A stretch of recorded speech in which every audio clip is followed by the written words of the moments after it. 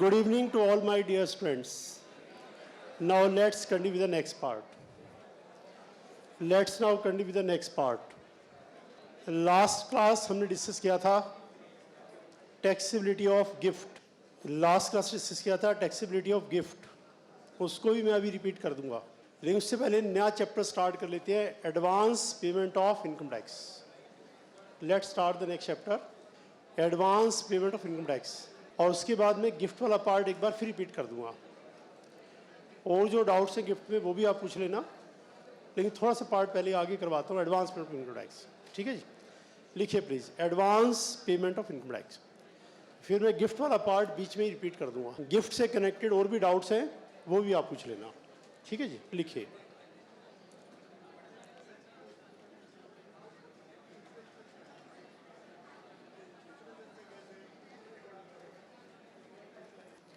Advance payment of income tax. Advance payment of income tax sections are 207 to 209, 219, 207 to 219. Advance payment income tax. Last class में क्या discuss किया था? Gift का part. Gift को एक बार मैं फिर रिपीट कर दूंगा, बीच में गिफ्ट के डाउट्स भी टेकअप कर लेंगे. थोड़ा सा पार्ट पहले एडवांस पेमेंट इनकम टैक्स का लिख लें, ठीक है जी. Let's write some part.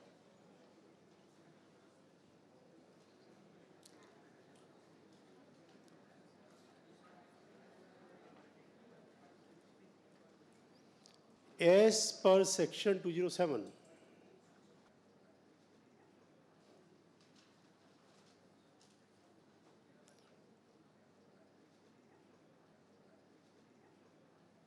as per section 207,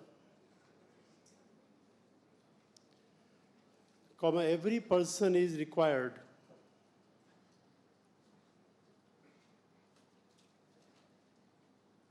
to pay income tax in advance.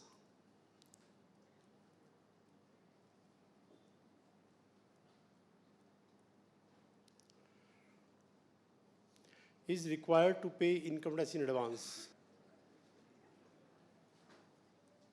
But as per section 208,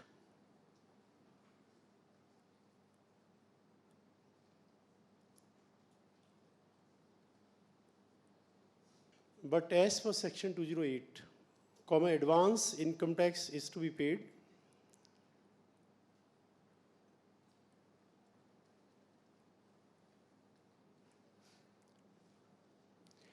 advance income tax is to be paid only if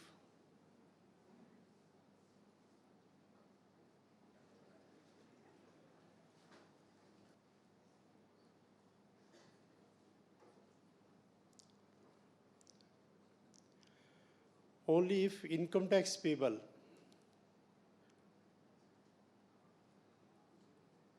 is rupees 10,000 or more. जिस person का tax का payment पूरे साल का 10,000 बनता है ज़्यादा, उसको तो एडवांस में पे करना है. और जिसका 10,000 से कम बनता है वो गौर से कोई बात नहीं, साल खत्म होने के बाद आराम से पे कर दे. लेकिन अभी पूरी बात समझ में नहीं आएगी, थोड़ा सा पार्ट और ऐड करते हैं फिर डिस्कस करते हैं.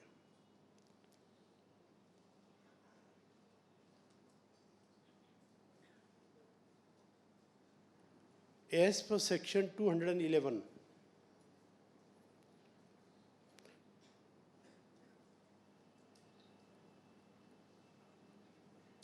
advance tax should be paid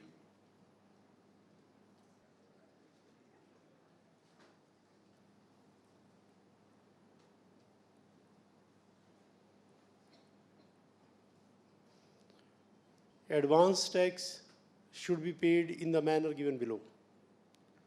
let's see company का क्या सिस्टम रहेगा. लेट्स फर्स्ट राइट कंपनी को कैसे पे करना है.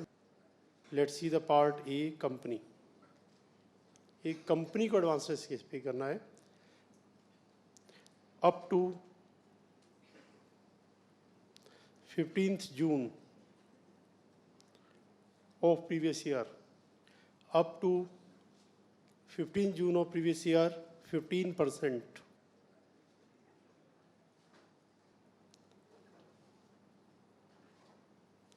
of tax payable. Her company को 15 जून तक जितना उसका टैक्स बनता है उसका 15% का पेमेंट करना है।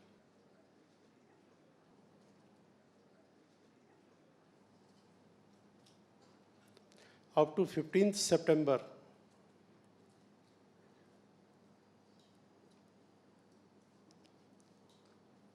of previous year.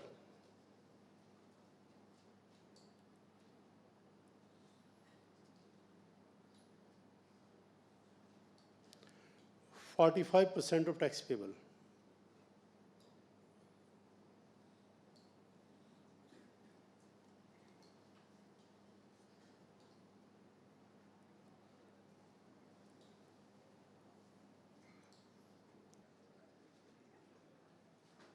Up to 15th December of previous year, 75% of tax payable.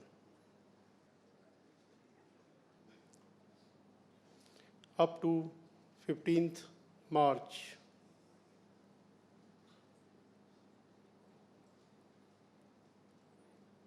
of previous year, 100% of tax payable. देखिए बेसिक कंसेप्ट अंडरस्टैंड करते हैं एडवांस टैक्स का। मान लीजिएगा प्रीवियस ईयर है 13-14, थोड़ा सा आइडिया लेते हैं एडवांस टैक्स का। प्रीवियस ईयर है 13-14, हमारे एग्जाम के लिए प्रीवियस ईयर कौन सा है?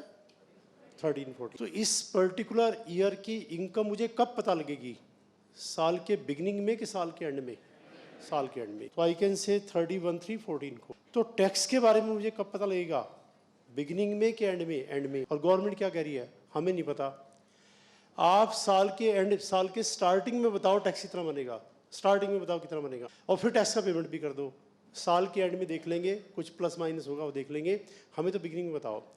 तो पर्सन से जी बिगिनिंग में हम कैसे बताएं? बिगिनिंग में कैसे पता लगेगा? वो तो एंड में जाके पता लगेगा। बट गवर्नमेंट से नो, मतलब एग्जैक्ट नहीं, एस्टिमेट तो कर सकते हो, एस्टिमेट कर लो। एस्टिमेट करके जो टैक्स बनता है वो आप पेमेंट स्टार्ट करो। 15 जून, 15 सितंबर, 15 दिसंबर, 15 मार्च का पेमेंट कर दो। साल के एंड में पता लगा आपने कम दिया है, तो डिफरेंस आप साल के एंड में दे देना, लेकिन उसमें कुछ इंटरेस्ट हम आपसे चार्ज करेंगे। और अगर आपने ज्यादा दे दिया हम वापिस कर देंगे, विद इंटरेस्ट वापिस कर देंगे। कम ज्यादा लेना देना, major portion should be paid to the government in advance by estimation. अब आप बताइए क्या पॉसिबल है कि साल के पहले दिन आने वाले पूरे साल में कितनी इनकम होगी अंदाजा लगा लें और टैक्स कैलकुलेट कर लें? कॉमन मैन क्या कहेगा? Not possible. गवर्नमेंट कह रही है पॉसिबल है। आप बताओ क्या कहते हो? अगर मैं आज आपसे पूछूं कि आपके आईपीसीसी में कितने मार्क्स आएंगे, एस्टिमेट करके बताओ। बताओ आप एस्टिमेट कर पाओगे नहीं कर पाओगे? तो हर स्टूडेंट अब क्या कहेगा? जी पॉसिबल नहीं है एस्टिमेट करना, हमें क्या पता। जबकि हर स्टूडेंट का दिल जानता कितने आएंगे। जानता नहीं जानता कितने आएंगे? जो सीपीडी में थे, जो 12th में थे, उसका एवरेज निकालो, उतने ही आएंगे। पर्सन तो सेम है, एग्जाम ही तो बदला है, पर्सन थोड़ा बदला है। हर पर्सन जो है उस पर्सन को पता है मैं क्या हूँ, उसके हिसाब से तो आएंगे। थोड़ी सी एफर्ट ज़्यादा कर रहे हैं, थोड़ा सा ज़्यादा कर दें, थोड़ी सी कम करें, कम कर देना। यानी मेरा कहने का मतलब है गवर्नमेंट से हर पर्सन, हर कॉमन मैन क्या कहेगा? मैं एस्टिमेट नहीं कर सकता, लेकिन हर कोई कर सकता है, इसलिए करना पड़ेगा। यानी वो ऑप्शन गवर्नमेंट ने खत्म कर दिया। कोई ये कहे जी मैं एस्टिमेट नहीं कर सकता, गवर्नमेंट से क्यों नहीं कर सकते? आप पक्का कर सकते हो। आप तो जानबूझ के कहोगे नहीं कर सकते, लेकिन कर सकते हो, हमें पता कर सकते हो। तो आपको एस्टिमेट करना पड़ेगा। तो first point is this, her person को साल के बिगिनिंग में एस्टिमेट करना पड़ेगा, लेकिन रियलिटी में वो बिगिनिंग नहीं है। देखिए कब से स्टार्ट करते हैं हम? 15 जून से। गवर्नमेंट से बिगिनिंग कहाँ है? अप्रैल का पूरा महीना गया, मई का पूरा महीना गया, 15 जून, यानी साल के लगभग 3 महीने चले गए। 3 महीने में आपने क्या किया ये आपको पता है। अगले 9 महीने में आप क्या करेंगे? एस्टिमेट कर लो। हम 1 अप्रैल को थोड़ा कह रहे हैं, रियलिटी में एडवांस टैक्स तो तब बनता है जब 1 अप्रैल को मांगते। तो उसे 1 अप्रैल को कहाँ मांग रहे हैं हम आपसे? हम तो कह रहे हैं 15 जून से स्टार्ट करो। पहले देख लो 2-2.5 महीने, 3 महीने आपने क्या किया, इससे अंदाजा लग जाएगा क्या करने वाले हो। बस जो इंसान ने किया आगे भी तो वही करेगा, प्लस माइनस हो जाएगा, एस्टिमेट लग जाए। तो यानी अगर हम ये पॉइंट रेस करें जी एस्टिमेट नहीं हो सकता, ये तो पॉइंट ऑप्शन खत्म हो गया। गौ से ये तो आपको एस्टिमेट करना पड़ेगा। और हम तो 15 जून को कह रहे हैं आपसे, 2.5 महीने निकलने के बाद। अब आपने एस्टिमेट कर लिया, टैक्स निकाल लिया, अब हम सारा टैक्स कहाँ डिमांड कर रहे हैं? हम तो कह रहे हैं 15% दे दो। कंपनी ने कहा जितनी इनकम होगी उस पर टैक्स पूरे साल का बनेगा, मान लो 10 लाख, तो उनसे 10 लाख कहाँ मांग रहे हैं हम आपसे? आपसे कह रहे हैं 15% दे दो। तो 15% कितना बना? 1,50,000। यानी इस कंपनी ने एस्टिमेट किया 10 लाख। तो 15 जून 2013 तक पेमेंट कर दें कितना 150। अब 15 सितंबर से थोड़ा सा आप हमें और दे दो। टोटल चाहिए हमें 45%, 15% आप दे चुके हो, 30% का पेमेंट आप हमें और दे दो, यानी 3 लाख का पेमेंट आप हमें और दे दो इस क्वार्टर में, और टोटल कर देना 4,50,000। यहाँ तक टोटल 45%, 15 ऑलरेडी दे दिया था, 30 और दे देना, टोटल 45 कर दो। अब आया 15 दिसंबर, तो गवर्नमेंट से देखो 45% तो आप दे ही चुके हो, 30% आप और दे दो, टोटल कितना हो जाएगा 75, यानी 3 लाख का पेमेंट आप इस क्वार्टर में और कर देना। कौन सा क्वार्टर? ये वाला। इन 3 महीनों में 3 लाख और दे देना, टोटल हो जाएगा 750। और अब आया 15 मार्च का मतलब है लगभग साल गया, फिनिश। तो आप पूरा हिसाब कर दो, बैलेंस 250 भी दे दो और 10 लाख का हमारा पेमेंट पूरा कर दो। अब आया 31 मार्च, साल खत्म हुआ। जब साल खत्म हुआ तो हमें पता लगा ये टैक्स तो बनता था 15 लाख, एक्चुअल आया 15 लाख, एस्टिमेट किया 10 लाख। तो कौन से कोई बात नहीं, हम आपको कुछ नहीं कहेंगे, कोई पनिशमेंट नहीं है, पेनल्टी नहीं है, बस ये जो डिफरेंस 5 लाख है, 10 आपने दिया था, डिफरेंस 5 लाख ये आप हमें दे दो, प्लस इसके ऊपर थोड़ा सा इंटरेस्ट चार्ज करेंगे। इंटरेस्ट किस बात का? इंटरेस्ट कैसे, इंटरेस्ट कौन से रेट पे, उस पार्ट पे भी हम आएंगे, उस कैलकुलेशन पे भी हम आएंगे। इंटरेस्ट क्यों गवर्नमेंट डिमांड कर रही है, किस रेट पे डिमांड कर रही है, कैलकुलेट कैसे होगा, उस पार्ट पे भी हम आएंगे। अभी हम उस पार्ट पे नहीं आ रहे, अभी हम इस पार्ट पे आ रहे हैं कि एडवांस इनकम टैक्स का मतलब क्या है, गवर्नमेंट एडवांस में मांग क्यों रही है, एक पर्सन एडवांस में देगा कैसे, पर्सन को इनकम का पता कैसे लगेगा, पर्सन को टैक्स का पता कैसे लगेगा। अभी हम स्टार्टिंग पार्ट पे है, एक बार फिर देख लीजिए। लास्ट क्लास में हमने डिस्कस किया था टैक्स, वो टैक्सेबिलिटी ऑफ गिफ्ट का पार्ट, और वो मैं अभी रिपीट भी कर दूँ, ये थोड़ा पार्ट करके एक बार जल्दी से पूरा चैप्टर रिपीट कर दूँ मैं, फिर उसके भी डाउट्स आप और जो बचे वो भी देख लेना। इस पार्ट को एक बार थोड़ा रफली अंडरस्टैंड कर लें, क्या एडवांस प्रोडक्ट, क्या ये संभव है कि कोई पर्सन साल के बिगिनिंग में ये बता दे कि इस साल में मेरी इनकम कितनी होने वाली है। इन जनरल कोई भी कहेगा पॉसिबल नहीं है, जबकि हर पर्सन को पता पॉसिबल है। एस्टिमेशन, प्लानिंग तो हर पर्सन करता है, डिफरेंस तो आएगा थोड़ा बहुत, गौर से हम नहीं कह रहे एग्जैक्ट होना चाहिए, अप्रोक्सीमेशन तो आप करो, उस अप्रोक्सीमेशन के बेस पे आप हमें टैक्स का पेमेंट कर दो। और कैसे पेमेंट करो, 15 जून तक दे देना, जितना एस्टिमेट किया था उसका 15%, 15 सितंबर तक 45%, उसके बाद 75 और उसके बाद 100%। आपने दिया एस्टिमेट करके 10 लाख, साल के एंड में पता लगा 7 लाख बनता है, 3 लाख एक्स्ट्रा, नो प्रॉब्लम, वापस मिलेगा आपको, विद इंटरेस्ट वापस मिलेगा। आपने दिया 10 लाख, बनता है 15 लाख, कोई बात नहीं, 5 लाख बाद में दे देना, विद इंटरेस्ट दे देना, बस इंटरेस्ट लेना देना होगा और कोई पेनल्टी नहीं है, बिकॉज एस्टिमेट गलत हो सकता है, लेकिन आपको देना जरूर पड़ेगा, हर पर्सन को एस्टिमेट जरूर करना पड़ेगा। रियलिटी में इसका नाम एडवांस टैक्स होना ही नहीं चाहिए, ये नाम इसका गलत है। देखिए कैसे गलत है, एडवांस है कब बनेगा, अगर मैं 1 अप्रैल को कहूँ कि जी आने वाले पूरे साल का टैक्स दे दो, ये एडवांस है, लेकिन गवर्नमेंट ने क्या कहा कि 15 सितंबर तक 15%। अब देखिए एडवांस टैक्स कैसे नहीं है, 15 सितंबर तक हमने कुछ, 15 जून तक हमने कुछ अर्निंग की होगी, 15 जून तक, अप्रैल में 15 जून, तो उस 2.5 महीने का जो इनकम थी उसका टैक्स तो हमें पे करना चाहिए नहीं करना चाहिए। अगर गवर्नमेंट ये कहे जी 2.5 महीने निकल गए हैं, 2.5 महीने की अर्निंग में टैक्स दे दो, क्या इसे एडवांस टैक्स कहेंगे कि नहीं कहेंगे? तो आप सुनिएगा, अप्रैल का मंथ पूरा गया, मई पूरा गया, 15 जून को एक पर्सन को गवर्नमेंट ने कहा कि इन 2.5 महीने की जो अर्निंग थी, जो आप ऑलरेडी कर चुके हो, जिस पे टैक्स लायबिलिटी आपकी अराइज हो चुकी है, उसका टैक्स आप हमें दे दो। बताइए एडवांस टैक्स है कि नहीं है, whether it is advance tax और नॉट, एडवांस नहीं है। इसलिए एक्सपर्ट सेज गवर्नमेंट ने सबसे पहली गलती क्या कर दी, इसका नाम कर दिया एडवांस टैक्स, और पर्सन के माइंड में आ रहा है मुझसे एडवांस में मांग रहे हैं, एडवांस टैक्स सही नहीं, इसका नाम क्या होना चाहिए, pay as you earn scheme. Expert ने इसका नाम ये सजेस्ट किया हुआ है, और एग्जाम में क्वेश्चन भी इस नाम से आ जाता है, एक्सप्लेन पे एज यू अर्न स्कीम, मैं भी लिखवा दो, भी लिखना मत, पे एज यू अर्न स्कीम, जैसे जैसे अर्न करोगे वैसे वैसे टैक्स दो, ये इसका सही नाम बनता है। 2.5 महीने की अर्निंग की है, 2.5 महीने का टैक्स दे दो, फिर अगले 3 महीने में अर्निंग की है, इन 3 महीने का टैक्स दे दो, फिर अर्निंग किया टैक्स दे दो। तो रियलिटी में आप इसको एडवांस टैक्स मत समझना, लिखेंगे एडवांस टैक्स, क्योंकि आपके माइंड में आएगा गवर्नमेंट एडवांस में टैक्स मांगने वाली होती कौन है, ये तो सारा चैप्टर ही गलत है, आपके माइंड में बात आ जाएगी, एडवांस टैक्स है कहाँ। उसे एडवांस टैक्स को कहने के लिए एक्सपर्ट से बेटर था गवर्नमेंट पहले इसका नाम बदले, पर्सन को समझाए तो सही कि भाई एडवांस टैक्स कहाँ है। हम तो कह रहे हैं भाई जितनी अर्निंग की है उस पर जो टैक्स बनता दे दो, जितनी आप अर्निंग करो उसका टैक्स दे दो, पे एज यू अर्न स्कीम, जैसे से अर्न करोगे। तो आप पहली बात तो अपने माइंड से निकाल देना, एडवांस टैक्स है ही नहीं। एडवांस टैक्स कब बनेगा, 1 अप्रैल को गवर्नमेंट का पूरे साल का पूरा टैक्स अभी दो, ये एडवांस टैक्स। तो एडवांस टैक्स तो है ही नहीं, ये पे एज यू अर्न स्कीम है, वो नाम मैं भी आपको लिखाऊंगा। तो starting part, advance tax government क्यों ले रही है, कैसे ले रही है, एस्टीमेट होगा नहीं होगा, इसका पर्पज़ क्या है, रियलिटी में एडवांस है ही नहीं, पे एज यू अर्न स्कीम। अब इसका और प्रोसीजर हम ऐड करेंगे, लेकिन इससे पहले यहाँ तक डाउट जो है वो देखिएगा, what is the general system of advance tax. General system में किसी को डाउट कि एस्टीमेट कैसे करेंगे, कौन से, वो तो करना पड़ेगा, वो मैंने आपको बता दिया कि IPCC के मार्क्स की बात करें, हर स्टूडेंट 1 मिनट में एस्टीमेट कर सकता है, लेकिन जब पूछा जाएगा तो हर स्टूडेंट क्या कहेगा, नहीं कर सकते, जबकि उसने ऑलरेडी एस्टीमेट किया होगा कि लगभग इस रेंज में होगा, प्लस माइनस हो सकता है। तो गौर से ये हर SSC को पता होता है कि लगभग मेरी साल में कितनी इनकम होगी, और फिर हम तो ये कह रहे हैं जितनी आपने अर्न कर लिया उस पर टैक्स दे दो, हम एडवांस में मांग ही नहीं रहे। और आपका टैक्स पूरे साल का 10,000 बनता है, 10,000 से भी कम बनता है, छोटा सा अमाउंट, वो हमें भी कोई जल्दी नहीं, आप साल के एंड में दे देना। यानी जिसका साल के एंड में टैक्स 10,000 से भी कम बना, उसने एडवांस टैक्स नहीं दिया था तो कोई बात नहीं, उससे कोई इंटरेस्ट चार्ज नहीं करते।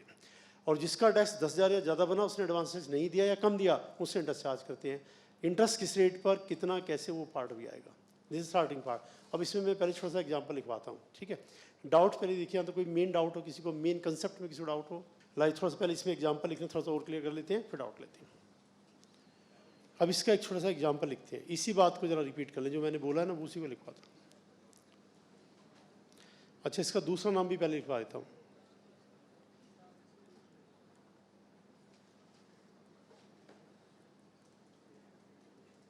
It is also called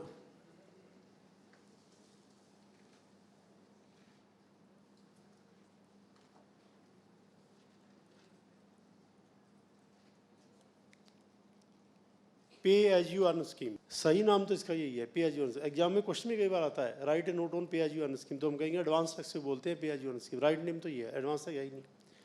अब एग्जाम्पल लिखते हैं।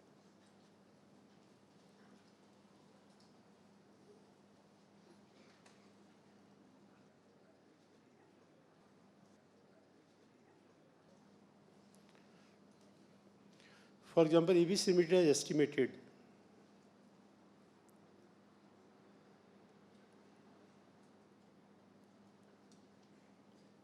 its tax liability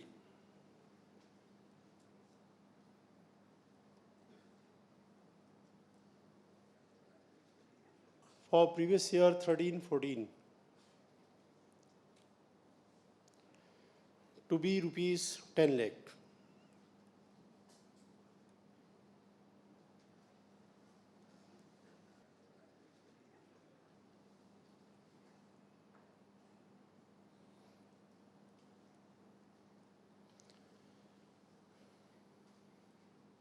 In this case, company should pay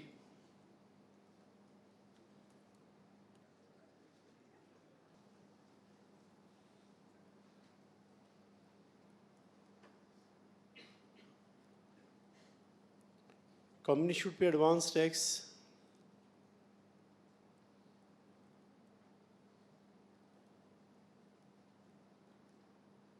in the manner given below.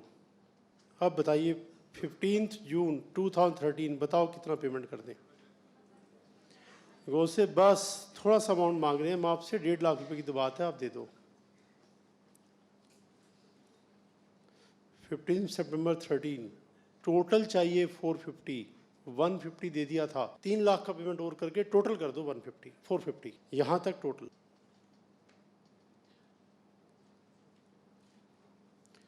And गौर से यहां तक टोटल चाहिए कितना, 750, 3 लाख का पेमेंट आप हमें और कर दो।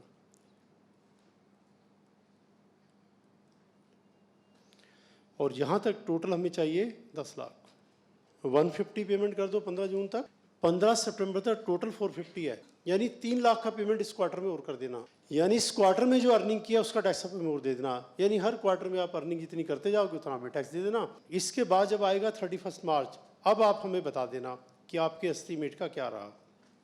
अगर आपका एक्चुअल भी 10 लाख आया, एस्टीमेट भी 10 लाख आया, मैटर इज ओवर। अगर ये एक्चुअल 15 लाख आया तो 5 लाख का पेमेंट आप हमें और कर देना। 31 मार्च को थोड़ा सा हम आपसे इंटरेस्ट चार्ज करेंगे, किस रेट पर, कितना, कैसे, उसको भी डिस्कस करेंगे।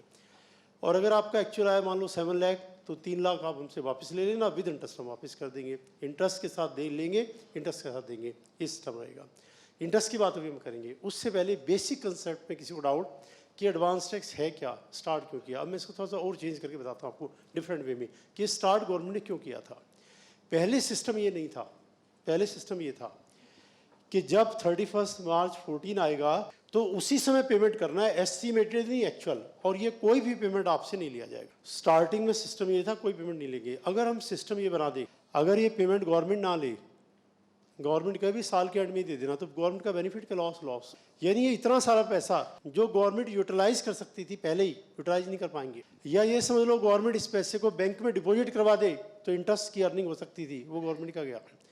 बिकॉज मनी कैपिटल इसकी एक इनहेरेंट क्वालिटी क्या है कि इसमें अर्निंग कैपेसिटी है, और इसी को हम एफएम में क्या बोलते हैं, कॉस्ट ऑफ कैपिटल। देखिए कॉस्ट ऑफ कैपिटल का कंसेप्ट क्लियर होगा आपको एफएम में। इंटरेस्ट रेट को बोलते हैं cost of capital. Interest rate को कॉस्ट ऑफ कैपिटल क्यों बोल देते हैं? इंटरेस्ट रेट ही बोलना चाहिए, कॉस्ट ऑफ कैपिटल कहाँ से आया? जो कैपिटल है, जो पैसा है, हम कहते हैं ना मनी मेक्स मनी, पैसे में पैसा बनाने की कैपेसिटी है। तो मेरा पैसा है, उससे जो पैसा बनेगा मैं ही तो रखूंगा। लेकिन मेरा पैसा कोई और लेके जा रहा है, जी मुझे दे दो मैं यूज करूँ, तो मैं कहूँगा इसकी कॉस्ट कौन देगा? इसकी कॉस्ट दो आप। जितने परसेंट इसकी अर्निंग कैपेसिटी है वो आप मुझे दो, तो मैं इसको क्या कहूँगा? Cost of capital. कि कैपिटल फ्री में नहीं मिलती, कैपिटल ले जाना इसकी कॉस्ट देनी पड़ेगी। उसने कहा कॉस्ट किस बात की? हमने कहा जी पैसे के अंदर पैसा बनाने की कैपेसिटी है।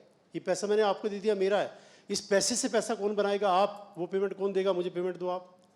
तो वो पैसे से पैसा बना, आपने रख लिया तो मुझे भी तो दो। तो वो क्या कहेगा कि ठीक है जी, बोलो आप कितना इंटरेस्ट लोगे। इसी को हम बोलते हैं कॉस्ट ऑफ कैपिटल। तो गवर्नमेंट सेज ये जो पैसा है ये अगर आप यूज कर रहे हैं तो हमारा तो लॉस हो गया। इस मनी से मनी हम बनाते, मनी से मनी आप बना रहे हो, पैसा हमारा बना रहे हो आप। दिस कॉल्ड अनजस्ट एनरिचमेंट, जो कि इस कंट्री में बिल्कुल भी अलाउड नहीं है। Indian constitution says unjust enrichment is not allowed. Government के पैसे से कोई और एंजॉय करे, नॉट अलाउड। किसी और के पैसे से गवर्नमेंट एंजॉय करे, नॉट अलाउड। तो इसका सिस्टम क्या रहेगा? बीच में पार्ट क्या आ जाता है? इंटरेस्ट का पार्ट आ जाता है, कॉस्ट ऑफ कैपिटल का पार्ट आ जाता है, जो इसकी बैलेंसिंग करता है कि ठीक है भाई ऐसा करो, जिसकी कैपिटल है कोई और यूज कर रहा है तो उसकी कॉस्ट इसे वो दे दे, इंटरेस्ट दे दे। तो गवर्नमेंट ने कहा ये कंसेप्ट जो पुराना था, जिसमें हम आखिरी दिन मांगते थे, इसमें हम इस कंट्री का, गवर्नमेंट का बहुत बड़ा लॉस कर रहे थे।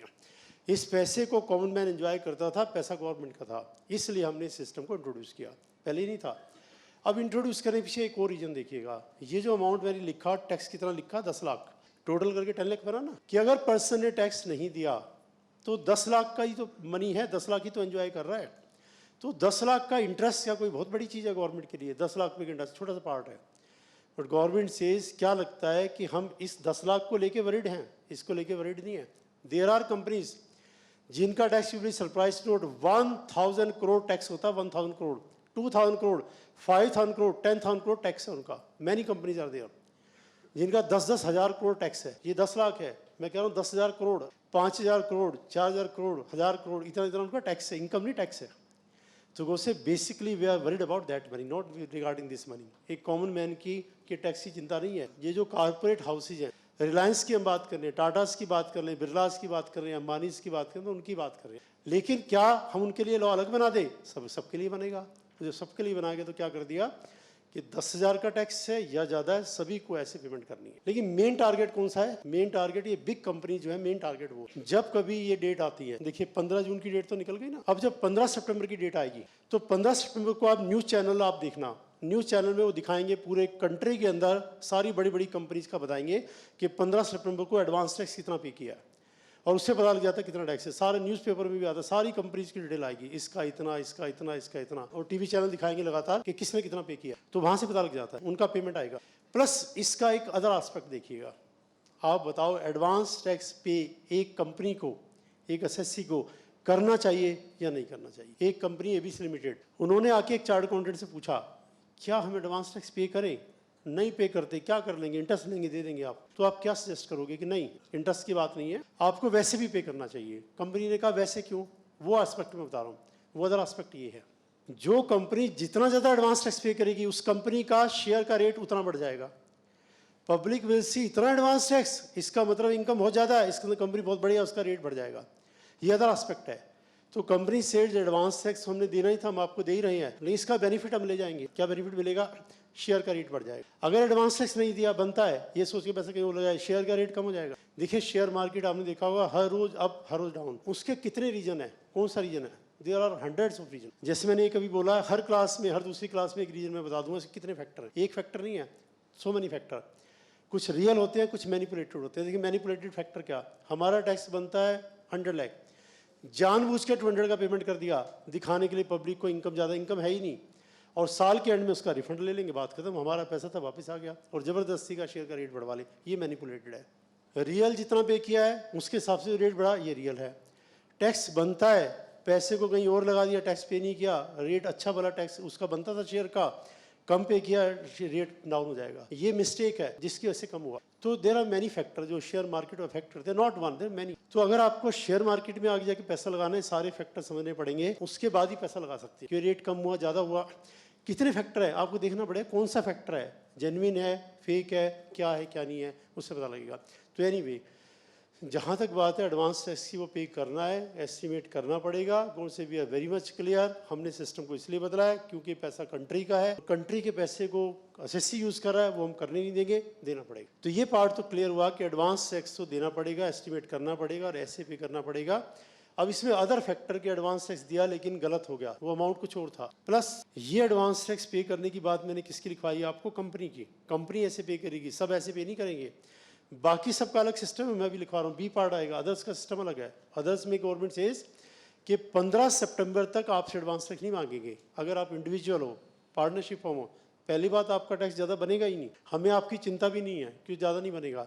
इसलिए 15 जून को नहीं कहेंगे आपको एडवांस टैक्स दो, 15 सितंबर से आप स्टार्ट करना, यानी लगभग 6 महीने निकलने के बाद।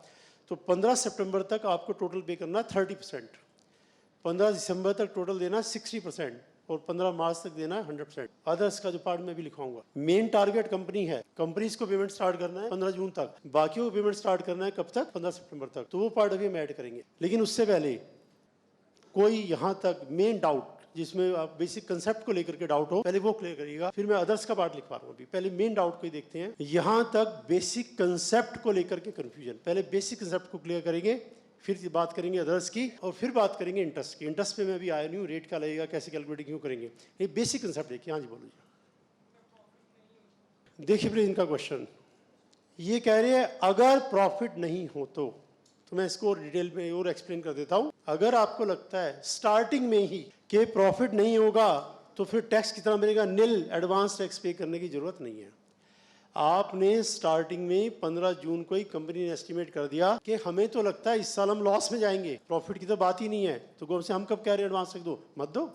आप ये इंडिकेट करो कि जी हमारा टैक्स नहीं, नहीं दो। लेकिन बाद में साल के एंड में प्रॉफिट आ गई और टैक्स आपका बन गया, कोई बात नहीं, कोई पनिशमेंट नहीं है, वो टैक्स आप दे देना और साथ में थोड़ा सा इंटरेस्ट दे देना। इंटरेस्ट कितना, उसकी अभी हम बात करेंगे, इंटरेस्ट कितना चेंज करते हैं।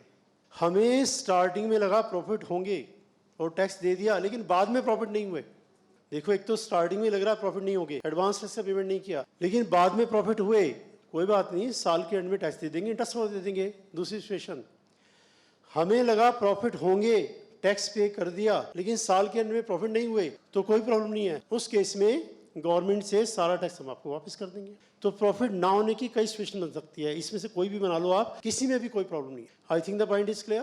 फिर रिपीट कर देता हूँ, हमने स्टार्टिंग में एस्टिमेट किया कि प्रॉफिट नहीं होंगे और टैक्स का पेमेंट नहीं किया, और लेट्स अज्यूम के साल के एंड में प्रॉफिट हुए भी नहीं, और चेंज कर देता हूँ, मैटर इज ओवर। दूसरा केस, एस्टिमेट किया नहीं होंगे, हो गए हैं, तो क्या हुआ, टैक्स दे दो, स्लाइटली इंटरेस्ट जो बनेगा वो दे दो, और कोई पनिशमेंट नहीं है। थर्ड सिचुएशन कि हमें लगा प्रॉफिट होंगे, टैक्स पे कर दिया, प्रॉफिट नहीं हुए, रिफंड ले लो। और क्या सिचुएशन, यही हो सकती है, सारी पॉसिबिलिटी है, तो उसमें कोई प्रॉब्लम नहीं है। हाँ जी बोले। इनकम देखिए प्लीज, हमने स्टार्टिंग में एस्टिमेट किया टैक्स 10 लाख, ये कह रहे हैं साल के बीच में। क्या हम एस्टिमेट रिवाइज कर सकते हैं? Yes, we can revise it every day. गौर से हम नहीं कह रहे आपका 10 लाख फिक्स है, रिवाइज करेंगे तो इसका इंपैक्ट क्या पड़ेगा, देखिए मैं इंपैक्ट बताता हूँ। स्टार्टिंग में एस्टिमेट किया 10 लाख, 150 का पेमेंट कर दिया, इसके बाद एस्टिमेट किया इनकम 10, टैक्स 10 लाख नहीं 20 लाख बनेगा, तो क्या प्रॉब्लम है? अगली इंस्टॉलमेंट में इसे करेक्ट कर दो। अगली इंस्टॉलमेंट में कैसे करेक्ट करूं मैं? 20 लाख का 45, हाउ मच, 9 लाख। कितना मैं पे कर चुका हूं? 1.5। बैलेंस का पेमेंट मैं 15 सितंबर को कर दूंगा, गौर से कर दो। You can make revision upward, you can make revision downward, मैं डाउनवर्ड रिवीजन करता हूं। 10 लाख एस्टिमेट करके 1.5 लाख का पेमेंट किया, 2 महीने बाद मुझे लगा 10 लाख नहीं, मेरा टैक्स तो 4 लाख ही बनेगा, तो 15 सितंबर को 4 लाख का 45%, हाउ मच, 180। पेमेंट कर चुका हूं मैं 150, 30,000 का और पेमेंट कर दूंगा, मैटर इज ओवर। तो जितनी बार मर्जी रिवाइज करो, अपवर्ड करो, डाउनवर्ड करो, कोई प्रॉब्लम नहीं है। रही बात इंटरेस्ट की, ऐसे में इंटरेस्ट कैसे कैलकुलेट होगा, वो इंटरेस्ट का पार्ट पहले मैं आपको पूरा लिखवाऊंगा थ्योरी। और फिर मैं आपको कैलकुलेट करके दिखाऊंगा इंटरेस्ट का कैलकुलेशन कैसे होगा। अभी इंटरेस्ट का पार्ट नहीं पता लगेगा, रिवाइज कर सकते हो आप, 10 बार रिवाइज करो, क्या प्रॉब्लम है? हाँ जी बोलो। इंटरेस्ट अभी नहीं पता लगेगा, मैं बता दे रहा हूँ। इंटरेस्ट पहले मैं आपको लिखवाऊंगा, फिर बात समझ आएगी। इंटरेस्ट की कोई बात अभी समझ में नहीं आई, इंटरेस्ट के बारे में सोचो, मैं तो बेसिक कंसेप्ट कह रहा हूँ। इंटरेस्ट का पार्ट तो पहले मैं आपको लिखवाऊंगा, फिर उसका क्वेश्चन लिखवाऊंगा, फिर उसको कैलकुलेट करके दिखाऊंगा, फिर आपको बोलूंगा डाउट पूछो इंटरेस्ट में, because interest calculation is complicated part. Income tax का इंटरेस्ट कैलकुलेशन अपने आप में काफी कॉम्प्लिकेटेड पार्ट है, तो पहले मैं आपको लिखवाऊंगा। हाँ जी बोलो। सरचार्ज देखिए, जो एस्टीमेट है, एस्टीमेट में हम कैलकुलेशन कहाँ कर रहे हैं? Where is the calculation? Estimate है, वो कैलकुलेशन तो साल के एंड में आएगी। साल के एंड में सरचार्ज लगता है तो लगाना, नहीं लगता तो मत लगाना। वो कैलकुलेशन तो साल खत्म होने के बाद आएगी, एक्चुअल कैलकुलेशन, और जो सिस्टम होता है वही रहेगा। एस्टीमेटेड उसमें से माइनस कर देना, डिफरेंस का पेमेंट कर देना, इंटरेस्ट साथ में दे देना। अगर कम, अगर ज़्यादा दे दिया था हमने, डिफरेंस को वापस ले लेना। वो तो एक्चुअल कैलकुलेशन बाद में होगा। हाँ जी बोलो। नहीं, डिडक्शन तो भाई ये तो एस्टीमेट है ना, डिडक्शन तो साल के एंड में आएगी। जब आप टैक्स कैलकुलेट करोगे तो कैसे करोगे? Gross total income, deduction, total income, tax, surcharge, EC. वो सिस्टम थोड़ा बदल रहे हैं हम, वो सिस्टम तो वही है जो सिस्टम है, और उसमें से एडवांस माइनस करेंगे। वो तो साल के एंड में कैलकुलेशन होना है, वो तो जैसे होता है वैसे होगा, वो सिस्टम थोड़ा बदलेगा। चलिए, इसमें देखिए एक पार्ट में पहले और बता दूं आपको। एक तो मैंने अभी पार्ट लिखवाना है, कौन सा पार्ट लिखवाना है? अदर्स का। उससे पहले एक छोटा सा गिफ्ट का पार्ट और बता दूं मैं आपको, नोट मत करना, मुझे जस्ट वैसे बताना है कि बाई चांस किसी के माइंड में कंफ्यूजन हो तो क्लियर हो जाएगा। देखिए मैं क्या कह रहा हूँ, कंपनी का मैंने लिखवा दिया, अदर्स का मैंने लिखवाना है, इंटरेस्ट का उसके बाद लिखवाऊंगा, कैलकुलेशन इंटरेस्ट का होगा। इंटरेस्ट के डाउट अभी नहीं लेंगे, इंटरेस्ट के डाउट तब लेंगे। उससे पहले एक गिफ्ट का छोटी सी पार्ट मैं आपको बता दूं, नोट मत करना, वैसे आपको क्लियर ही होगा। बाई चांस किसी को क्लियर नहीं तो क्लियर हो जाएगी, जस्ट सी द पार्ट। एक क्वेश्चन दूंगा, आपसे पूछूंगा मैं राधा। देखिए, mister X is one person, business professional एड में इनकम है 10 लाख रुपए की इनकम है, और इस इनकम पर उसे इनकम टैक्स का पेमेंट करना है। तो अगर मैं आपसे पूछूं कि इनकम टैक्स का अमाउंट कितना बनेगा, तो क्या आप मुझे बता सकते हैं कितना बनेगा? गिफ्ट का एक छोटा सा पॉइंट, वैसे क्लियर ही होगा आपको, फिर भी मैं और क्लियर कर रहा हूँ। मिस्टर एक्स की इनकम है 10 लाख, बिजनेस प्रोफेशनल एड की, इस पर इनकम टैक्स का पेमेंट करना है। तो क्या आप मुझे बता सकते हैं इनकम टैक्स विद ईसी वगैरह जो भी लगेगा कितना बनेगा? 1 लाख, 1,32,000। फर्स्ट 2 लाख नील, अगला 3 लाख 10%, अगला 5 लाख 20%, 130 पे 3% ईसी, 133। Is that right? कोई डाउट वाली बात नहीं। अब इस पर्सन ने 5 लाख का गिफ्ट दिया अपने फ्रेंड मिस्टर वाई को, 5 लाख का गिफ्ट, और ये पर्सन कह रहा अब मैं टैक्स कैसे निकालूंगा, अब ये बदल जाएगा, और ये बदल के ये कह रहा है 5 लाख मैंने गिफ्ट दिया, 5 लाख तो इसमें से माइनस कर लो, और बैलेंस मेरी इनकम 5 लाख, 5 लाख पे मैं टैक्स दूंगा, टैक्स मेरा 5 लाख पे बनेगा 30,000, और 2,000 रुपये का मुझे रिबेट मिल जाएगा 87A का, बाकी बना 28,000 पे 3% लगाऊंगा, बाकी बन जाएगा सीसी बन जाएगा 840, आंसर आ जाएगा 28,840। बताइए करेक्ट और नॉट? इसमें देखिए सिंपल पार्ट है, पर्सन कह रहा है देखो मेरी इनकम 10 लाख थी, लेकिन 5 लाख तो मैंने गिफ्ट दे दिया ना, तो 5 लाख तो कम करोगे आप, और उस 5 लाख पे मिस्टर वाई टैक्स भी देगा? ऐसा भी नहीं, टैक्स नहीं देगा। गिफ्ट इज इनकम, किसी को कैश में गिफ्ट मिला है 5 लाख का फ्रेंड से, टैक्सेबल और नॉट टैक्सेबल? तो मिस्टर एक्स का कहना है जी देखो जब 5 लाख का गिफ्ट मिस्टर वाई ने रिसीव किया, और जिसको गिफ्ट मिलता है 50,000 से ज्यादा का, वो अमाउंट उसकी इनकम है, तो इस 5 लाख पे मिस्टर वाई टैक्स देगा, और मेरी इनकम से ऑफ कोर्स माइनस होना ही चाहिए, मैंने माइनस कर दिया, और माइनस करने के बाद जो 5 लाख का अमाउंट है उस पर मैं टैक्स दे रहा हूँ। तो कितने स्टूडेंट लगता है इट इज एब्सोल्युटली करेक्ट? इसका टैक्स बनेगा 28,840। रेज हैंड जिनको लगता है करेक्ट है। ये करेक्ट नहीं है, ये दोबारा सुन लो। मिस्टर एक्स का कहना है कि जो 5 लाख मैंने गिफ्ट दिया मिस्टर वाई को, ये 5 लाख मिस्टर वाई की इनकम है। पहले बताओ इनकम है कि नहीं है? मिस्टर वाई की इनकम है या नहीं है? मिस्टर वाई को अपने फ्रेंड मिस्टर एक्स से 5 लाख का कैश गिफ्ट मिला, इनकम है कि नहीं है? इनकम है। क्या मिस्टर वाई टैक्स देगा? यस। और टैक्स कौन से रेट पे देगा? स्लैब रेट पे। गिफ्ट क्या है? नॉर्मल इनकम है। तो मिस्टर एक्स ने कहा देखो 5 लाख मैंने मिस्टर वाई को दिए हैं, तो 5 लाख मेरी इनकम से लेस कर दो, क्योंकि टैक्स मिस्टर वाई दे ही रहा है, और बैलेंस पे मैं टैक्स दूंगा, बैलेंस पे टैक्स इतना। तो कितने स्टूडेंट लगता है it is correct? Raise hand. कितना स्टूडेंट लगता है not correct? Raise hand. Yes, मैं पहले ही कह रहा था कि आपको सबको पॉइंट क्लियर होगा, सभी को क्लियर है। मतलब ये है जो गिफ्ट हम देते हैं ये हमारा पर्सनल पेमेंट है, ये बिजनेस या प्रोफेशन का पेमेंट नहीं है। मैं अपने फ्रेंड को गिफ्ट दे रहा हूँ, मैं कह रहा हूँ जी बिजनेस का एक्सपेंस है। बिजनेस का एक्सपेंस कहाँ से आया? ये तो पर्सनल है, पर्सनल वाला तो लेस होता नहीं। गॉब से आप अपना पूरा टैक्स निकालो, इससे टैक्स 5 लाख पे देंगे। अब इसने आर्ग्यूमेंट बदल दिया, उसने कहा ठीक है जी ये तो डबल टैक्सेशन है, मेरे से भी लिए जा रहे हो उनसे भी लिए जा रहे हो, ठीक है मैं दे देता हूँ 10 लाख पे, लेकिन गलत है। अब आप बताओ गलत है कि नहीं है? क्या ये डबल टैक्सेशन है? कितने समय लगता है डबल टैक्सेशन है? कितने समय लगता नहीं है? नहीं है। क्यों? जब एक ही पर्सन से एक ही इनकम पर 2 बार टैक्स मांगे वो डबल टैक्सेशन होता है। 2 अलग अलग पर्सन से अपनी अपनी इनकम टैक्स मांग रहे हो, डबल टैक्सेशन नहीं है। अब मिस्टर वाई ने क्या किया, इसमें से 4 लाख का गिफ्ट मिस्टर जेड को दे दिया। क्या मिस्टर जेड को टैक्स देना? Yes.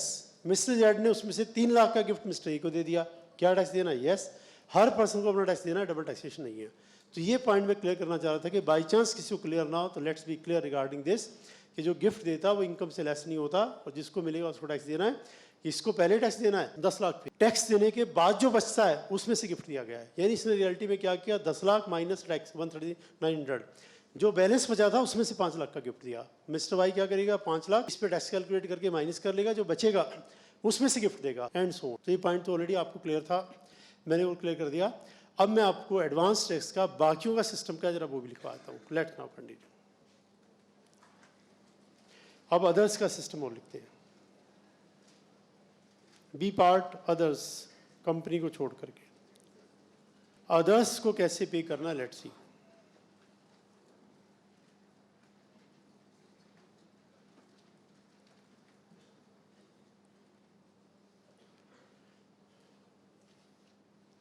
Other persons have to pay advance tax.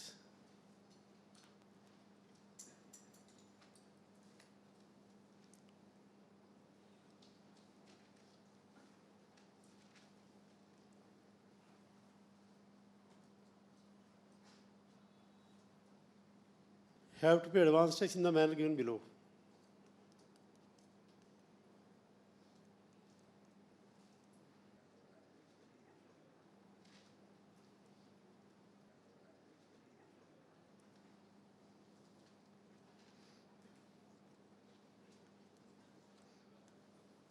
Up to 15 September of previous year. बाकी सबको स्टार्ट यहाँ से करना है, जून से कंपनी को स्टार्ट करना है, इनको नहीं करना।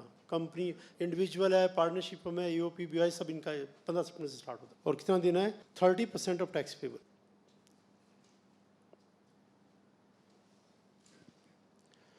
30% of tax payable, then up to 15 December.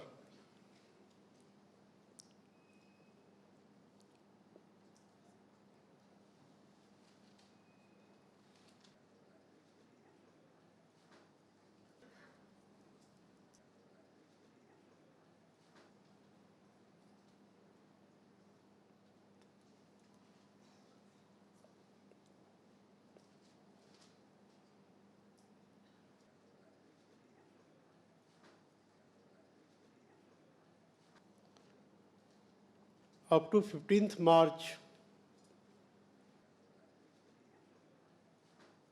of previous year, 100% of tax payable.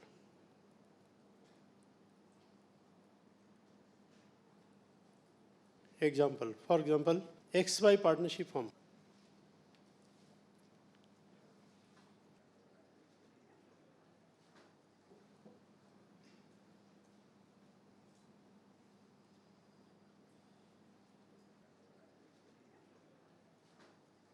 XY partnership firm is estimated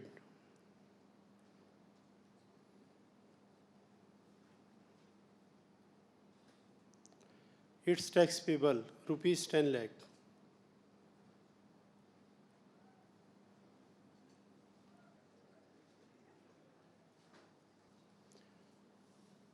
For previous year 13-14.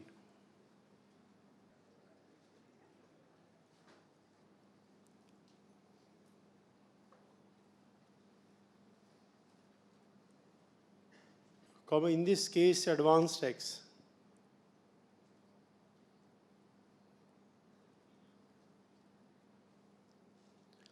Shall be payable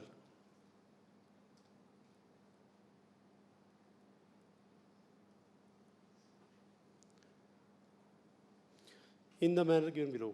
कब से स्टार्ट करें हम, 15 सितंबर से। इससे पहले इनको कोई पे नहीं करना, गौर से हम डिमांड नहीं कर रहे, अपने आप देना चाहो तो आपकी मर्जी है। हमने तो डिमांड नहीं किया, हमने तो यहाँ से डिमांड किया। बताइए यहाँ तक कितना अमाउंट, 30%, 10 लाख का 30% कितना? 3 लाख। 15 दिसंबर 13 तक यहाँ तक पे हो जाना चाहिए 60%, यानी टोटल कितना? 6 लाख। 3 पहले दे दिया था, 3 और दे दो, टोटल हुआ 6।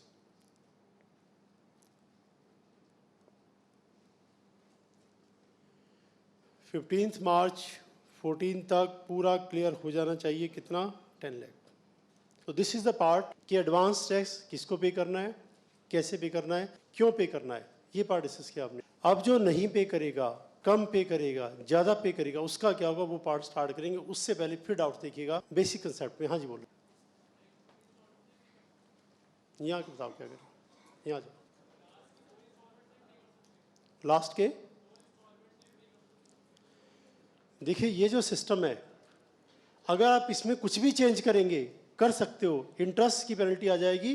वो इंटरेस्ट का पार्ट लिखवाने के बाद आपको समझ में आएगा कि इससे क्या फर्क पड़ता है। अभी नहीं समझ में आएगा।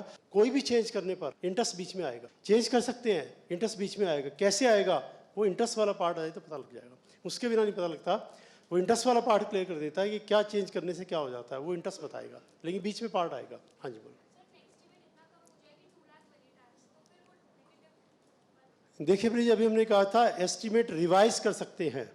रिवाइज किया, जब रिवाइज किया टैक्स हमने जो रिवाइज किया वो इतना बना, उससे ज़्यादा हम पहले ही पे कर चुके हैं, तो क्या हुआ? हमने कहा था रिफंड मिल जाएगा। और क्या, अगर ज़्यादा पे किया, ज़्यादा पे करने की बात बनेगी, तो ज़्यादा पे हुआ क्या होगा? वापस हो जाएगा। तो ये कह रहे हैं अगर ज़्यादा पे कर दिया तो कोई प्रॉब्लम नहीं, वापस हो जाएगा, वो तो विद इंटरेस्ट वापस है। हाँ जी बोलो बोलो। देखिए भाई इनका क्वेश्चन,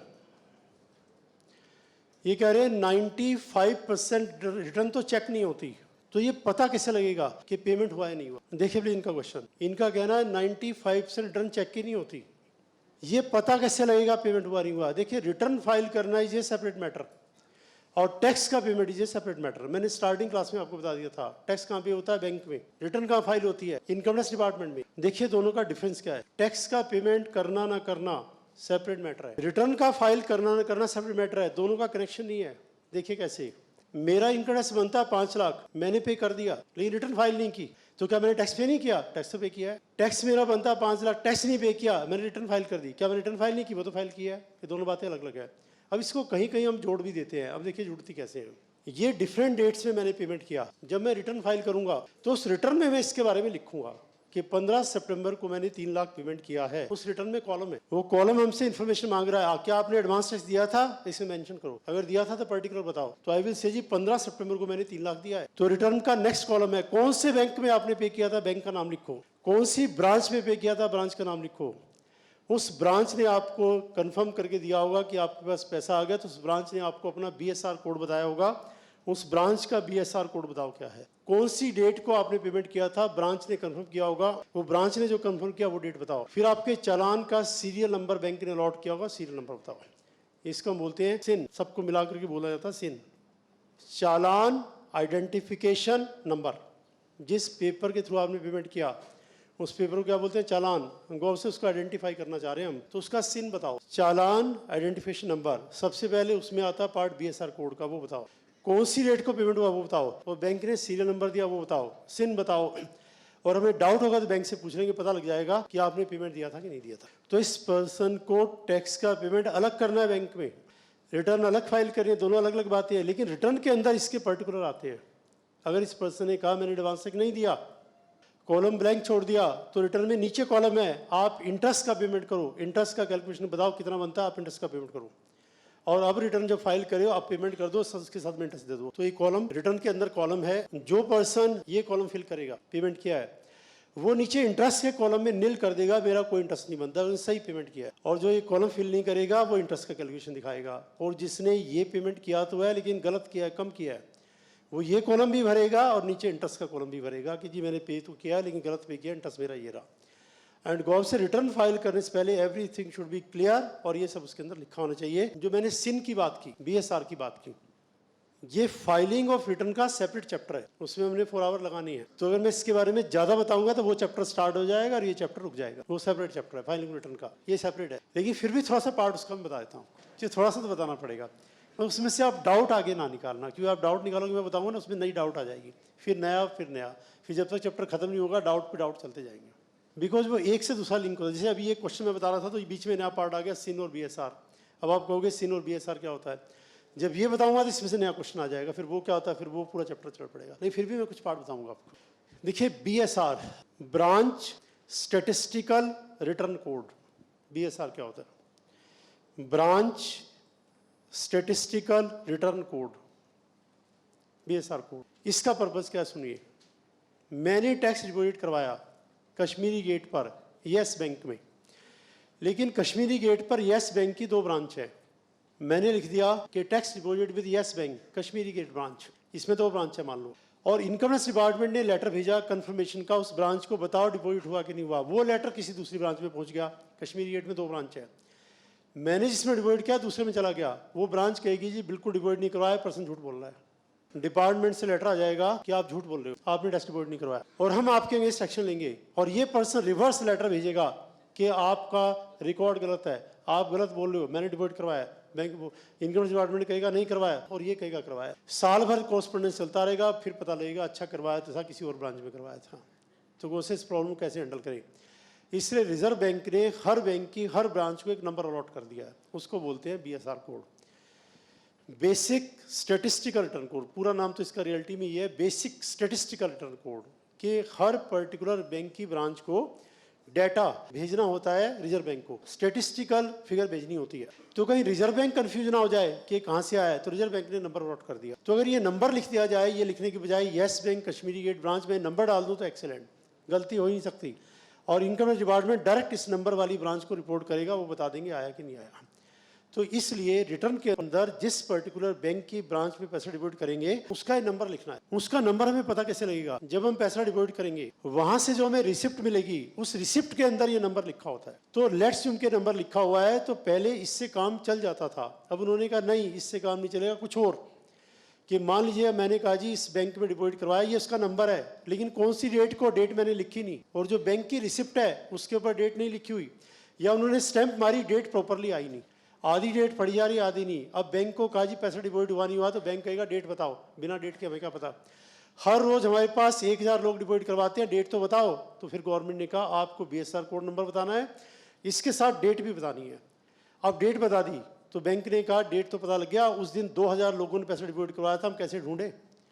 तो गवर्नमेंट ने कहा बैंक्स को आप जो भी पैसा लेते हो सीरियल नंबर डालते जाओ, उस पर्टिकुलर डेट का सीरियल नंबर डालते जाओ। 2000 लोगों से पैसा लिया, सीरियल नंबर होगा, और वो सीरियल नंबर भी इसके आगे लिखा जाएगा। तो पहले 7 डिजिट होंगे BSR कोड के, उसके बाद 8 डिजिट होंगे डेट के। जैसे मान लीजिएगा मैं लिख के दिखाता हूँ 8 डिजिट कैसे बनेंगे। सपोज 1 जुलाई 2013, इसको ऐसे लिखा जाएगा। तो टोटल डिजिट कितने बन गए, टोटल बन गए 8। डेट को ऐसे डालना है, 17 लिखना है, तो 0 आगे आएगा, 0 आगे। उसके बाद 5 डिजिट आएंगे सीरियल नंबर, तो 20 डिजिट का होता है सिन। चालान आइडेंटिफिकेशन नंबर ये रिटर्न में लिखना होता है कि जो भी पैसा डिपॉजिट करेगा सिन इसका बताओ, सिन क्या है। 7 बताओ BSR कोड, 8 ये डेट, 8 ये वाली, और 5 ये। जैसे मान लो मैं कहता हूँ BSR कोड है, मैं लिख के दिखाता हूँ। अब एक ब्रांच का BSR कोड है 2117213, ये है उसका BSR कोड, और डिपॉजिट किया हमने 1713 को, और जो नंबर था जिस नंबर पे डिपॉजिट किया था वो नंबर था हमारा 15, तो 00015 ये बन जाएगा 20 digit CIN. Is it right, 20 बने ना, ये नंबर लिखना है। तो बैंक जो इनकम टैक्स डिपार्टमेंट इसको बाइफरकेट कर देगा, 1 2 3 4 5 6 7, ये है इसका BSR कोड, ये पता लग जाएगा ये डिपॉजिट कहाँ हुआ है, और इसको बाइफरकेट कर देगा इस वाले पार्ट को 1713। अच्छा इस डेट को डिपॉजिट हुआ था, अच्छा इन्होंने 15वें नंबर पे पैसा डिपॉजिट किया था, तो इस बैंक को लिखा जाएगा कि इस पर्टिकुलर डेट को ब्रांच सीरियल नंबर जो चालान सीरियल नंबर है आप चेक करो 15 नंबर के ऊपर किसकी एंट्री है, पैसा किसने दिया। तो उस बैंक ने बताया जी 15 नंबर पे कोई X नाम का पर्सन था और 10 लाख या 5 लाख रुपये डिपॉजिट कर गया था, ये इन्फॉर्म कर देगा बैंक, और यहाँ से इनकम डिपार्टमेंट देख लेगा यस हमारे पास ये पैसा आ गया, इसी पर्सन का है।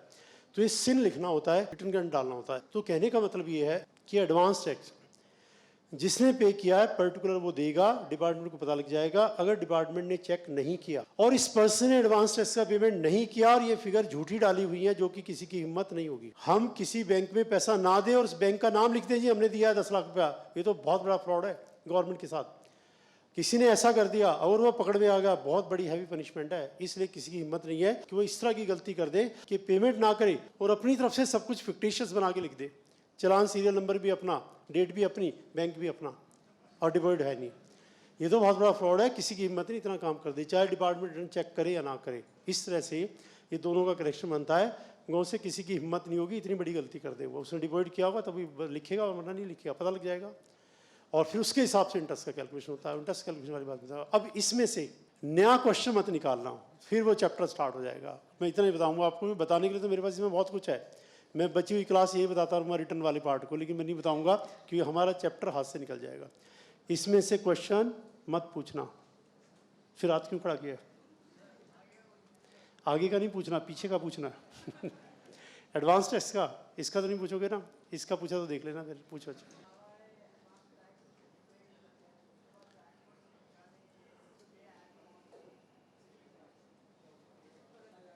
यहाँ आके बताओ, इधर आ।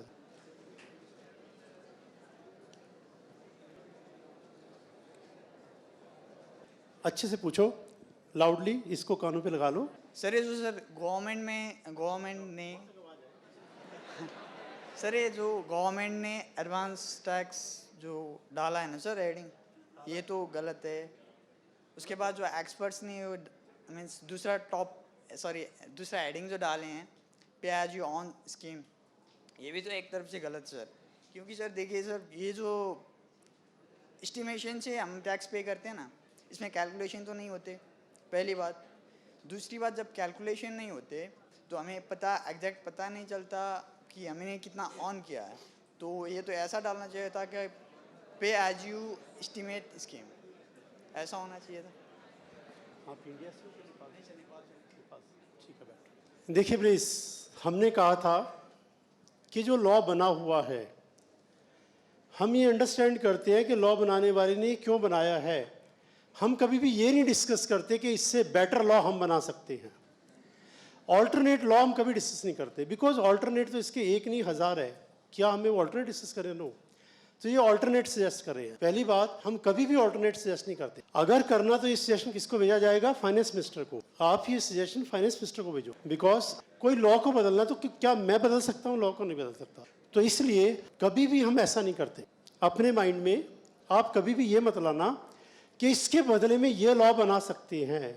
वो तो हर चीज़ के बदले बना सकते हैं। बताइए, दुनिया में ऐसी कोई चीज़ है जिसका सब्स्टिट्यूट ना हो? हर चीज़ का सब्स्टिट्यूट है।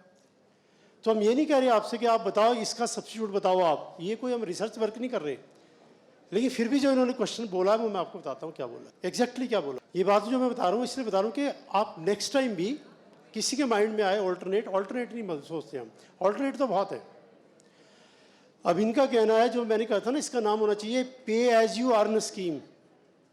ये कह रहे हैं इसका नाम होना चाहिए pay as per your estimated income, pay tax as per estimated income. ये कह रहे हैं ये नाम होना चाहिए, ये ज़्यादा अच्छा है। तो ये तो नाम होना चाहिए, नहीं होना चाहिए, ज़्यादा अच्छा नहीं होता, ये तो देखो वो डिपेंड करेगा उन पर। अब रही बात, हम डिस्कस कर सकते हैं कि भाई पे एज यू अर्न स्कीम ये ठीक है कि नहीं है। हम ये डिस्कस नहीं करते कि इसके बदले में और क्या हो सकता है। हम कहते हैं जो कुछ है वो करेक्ट है क्या इनकरेक्ट है। तो जब हम कह रहे हैं pay as you earn scheme, आप बताओ 15 जून तक पर्सन ने जो अर्न किया है, क्या वो एस्टिमेटेड है कि एक्चुअल है? वो तो एक्चुअल है। Where is the estimate? वो से 15 जून का मतलब है साल का 1/4 टाइम, ऑलमोस्ट 1/4। 15 जून 1/4 का मतलब है 25% of the time is over. इसका मतलब है 25% of the earning has been done. तो इसका मतलब है हम 25% ऐसे डिमांड कर सकते हैं। हम तो 25 का 20 भी डिमांड करें, हम तो 15 मांग रहे हैं, तो 15 तो आपने पक्का अर्न किया होगा। देखिए दोबारा इस पार्ट को। 15 जून का मतलब है 2.5 महीने, अप्रोक्सीमेटली मैं कर दूं 3 महीने। 3 महीने का मतलब है साल का 1/4। साल के 1/4 का मतलब है ना 25%। इसका मतलब टोटल इनकम का ऑलमोस्ट 25% मैं अर्न कर चुका हूँ। इसका मतलब टोटल टैक्स का 25% मुझे देना चाहिए। कौन से 25 नहीं, छोड़ो आप 20 दो, छोड़ो आप 15 दो। तो बताइए क्या 15% भी हमने अर्निंग नहीं की होगी? की होगी। तो एस्टिमेट कहाँ आया? इवन देन अगर हम एस्टिमेट की बात कहना चाह रहे हैं तो वो तो हम सजेशन, आप मेल भेज सकते हो फाइनेंस मिनिस्टर को, तो भेजा जा सकता है। बिकॉज जितने भी लॉ हम डिस्कस करेंगे, ऑल्टरनेट तो हर एक के हैं। मैं इसका एक ऑल्टरनेट 10 ऑल्टरनेट बता देता हूँ आपको, उसका बेनिफिट नहीं है। ऑल्टरनेट डिस्कस नहीं करते हम तो कहते हैं जो उन्होंने कहा, बस ये उन्होंने क्यों कहा, उनकी बात को हम समझते हैं, अपनी बात उन्हें समझाते नहीं है। तो इसलिए ऑल्टरनेट नहीं हम बताते। तो जो कहा गया है वो ठीक कहा गया है, क्योंकि आपने अर्निंग कर ली। Is it right? अब इसमें मैं इंटरेस्ट की बात लिखा था। हाँ जी, बोलो जी। किसी इंडिविजुअल ने 1 अक्टूबर को जॉब, 15 दिसंबर को, हाँ, जो एस्टिमेटेड है ऑफ कोर्स। देखिए भैया उनका क्वेश्चन, 1 अक्टूबर 12 को उसकी जॉब लगी है, 13 को जॉब लगी है, और इस पर्सन को अगली इंस्टॉलमेंट पे करनी है 15 दिसंबर को। ठीक है, तो ये कह रही है क्या उस केस में भी उसे 60% का पे करना पड़ेगा? ये पूछ रहे हैं ना आप। मैं आपको सिचुएशन बना के दिखाता हूँ। लेट्स अस्यूम के जॉब लगी 1 अक्टूबर को और सैलरी है उसकी 1 लाख रुपए पर मंथ। इसमें कोई प्रॉब्लम थोड़ा, 1 मिनट में कैलकुलेट हो जाएगा। तो 1 अक्टूबर से और 31 मार्च तक कितने मंथ बन जाएंगे? अक्टूबर, नवंबर, दिसंबर, जनवरी, फरवरी, मार्च, 6 मंथ ये बन जाएगा। इनकम कितनी? 6 लाख। और इसके ऊपर टैक्स कैलकुलेट कर ले और टैक्स कैलकुलेट करके उसका 60% पे कर दे। बताइए वेयर इज द प्रॉब्लम? ठीक तो है, इट जस्टिफाइड। वो से जब आपने जॉब टेकअप किया वहाँ से साल के एंड तक आप कैलकुलेट कर लो, जो आपका टैक्स बनता दे दो, दे देंगे। वैसे एम्प्लॉइज़ को एस्टिमेट नहीं करना होता, एम्प्लॉइज़ को एस्टिमेट नहीं करना होता। उनका सिस्टम होता है deduction of tax at source, TDS। In TDS से भी डिस्कस नहीं किया, इससे उसकी बात है। ये एम्प्लॉइज़ को एस्टिमेट नहीं करना होता, ये बिजनेस या प्रोफेशन वाले करते हैं या कैपिटल गेन वाले करते हैं और इनकम वाले।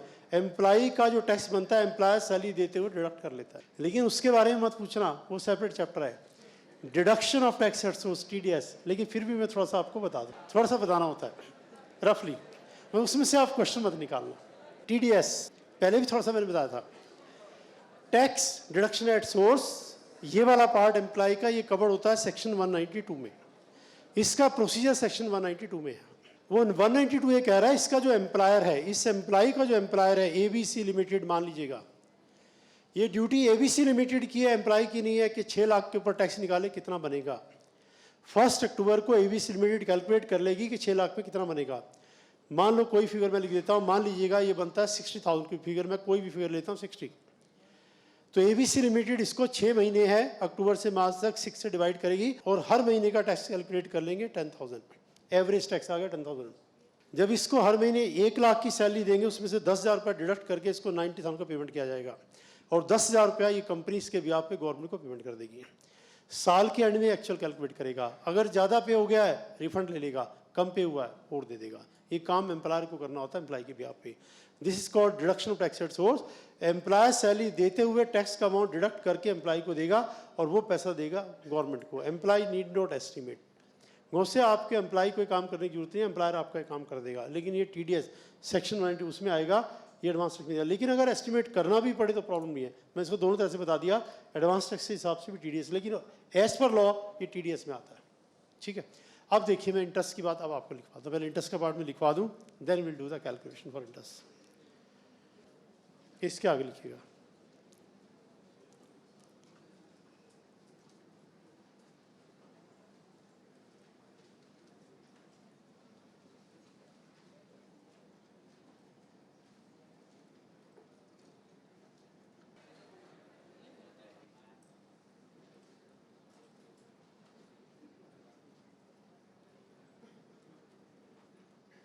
if any person has not paid advance income tax or has defaulted,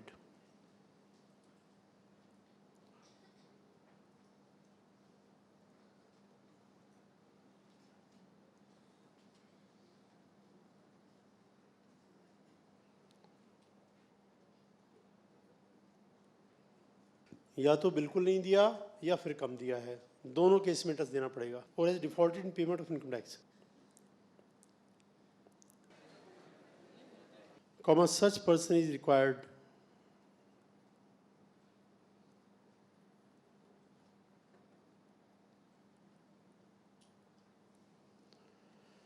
to pay interest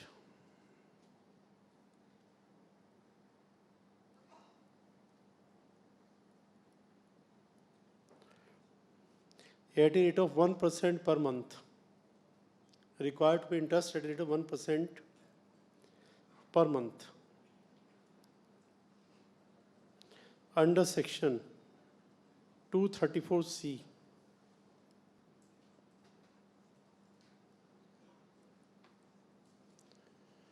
For a period of 3 months.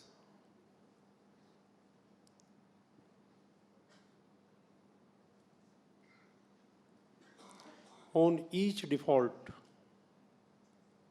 जो भी एडवांस टैक्स पे करते हुए डिफॉल्ट किया है उस पर इंटरेस्ट पे करना है 1% per month for a period of 3 months on each default.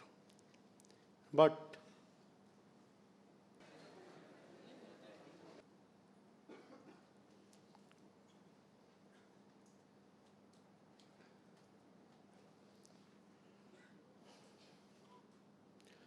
for last installment,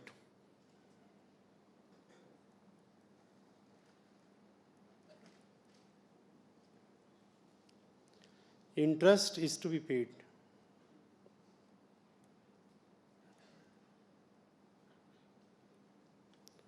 Is to be paid for 1 month.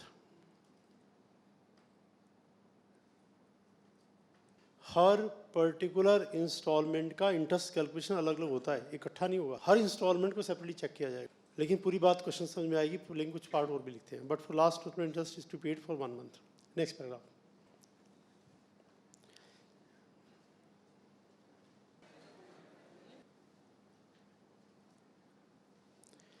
Any amount of income tax paid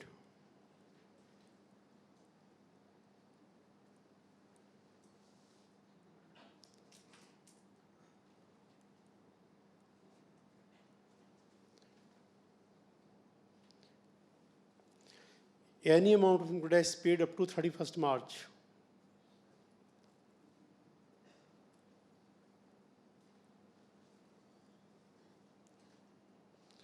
shall be called advance tax.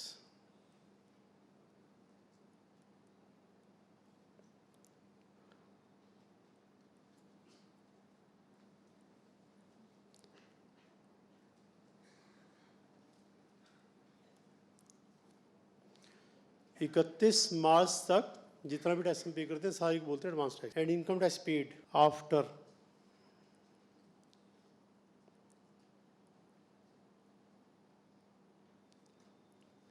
31st March is called self-assessment tax.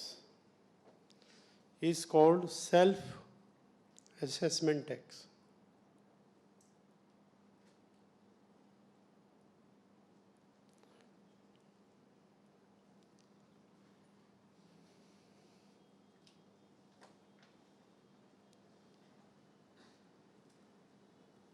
If any person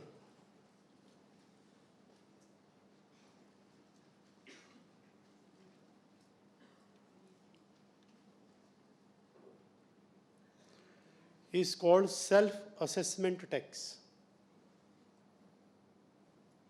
If any person has paid income tax after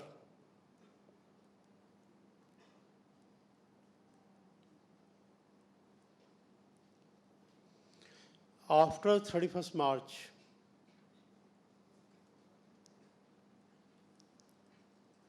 comma as per section 234B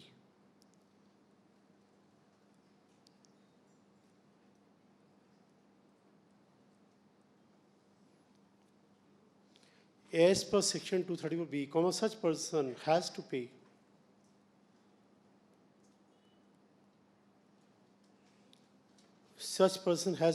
interest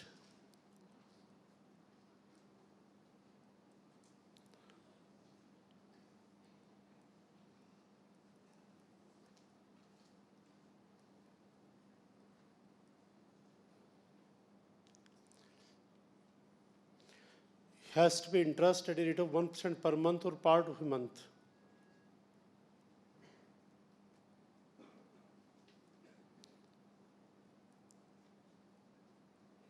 From first day of assessment year.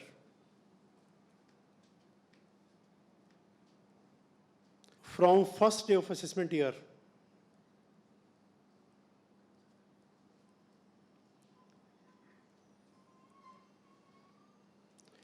Up to the date of payment.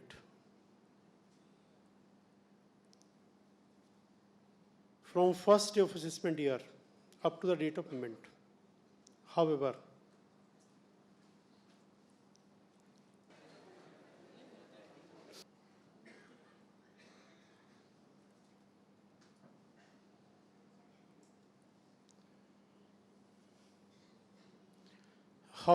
if advance tax paid is 90% or more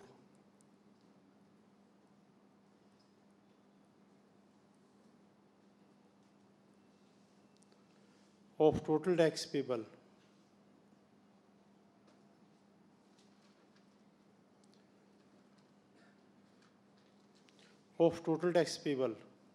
comma interest under section 234B shall not be charged.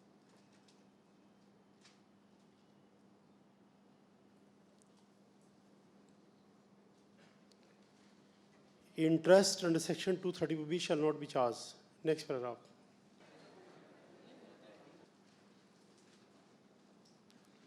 If any person has paid income tax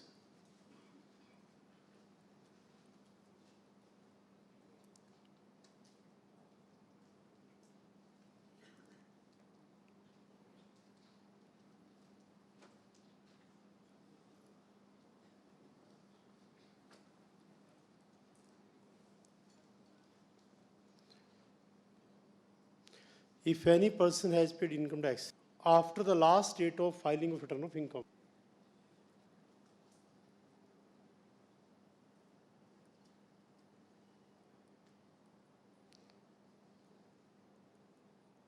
income tax after the last date of filing of return of income.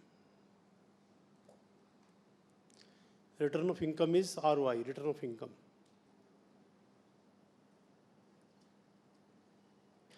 Last date of filing of ROI, return of income. Last date of filing return of income. Comma interest shall be charged under section 234A.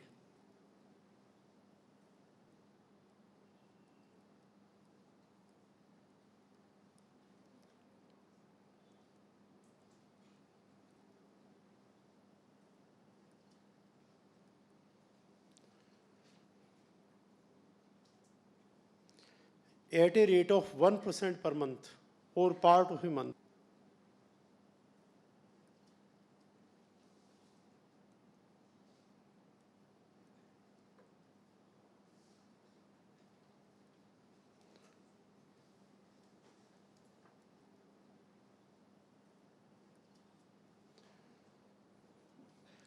For the period beyond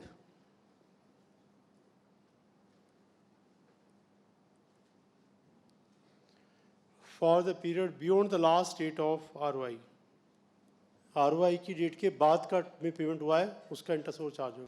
for the period beyond the last date of ROI. अभी ROI की date क्या होती है ये return filing के chapter में आएगा, लेकिन उसकी ज़रूरत यहाँ है थोड़ा सा पार्ट वो भी लिखते हैं बिकॉज इससे कनेक्टेड है. छोटा सा पार्ट लेंगे, ज़्यादा नहीं. एज पर सेक्शन 139(1) ये रिटर्न फाइलिंग के चैप्टर का सेक्शन है. इसमें लिखा रिटर्न कब तक फाइल करनी. As per 139(1) in general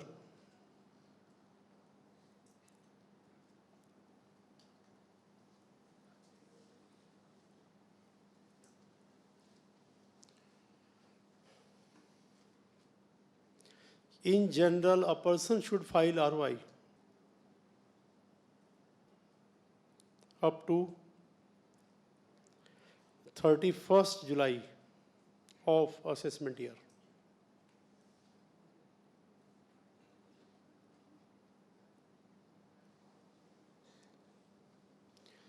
In general, a person should file ROI up to 31st July, but in the following cases.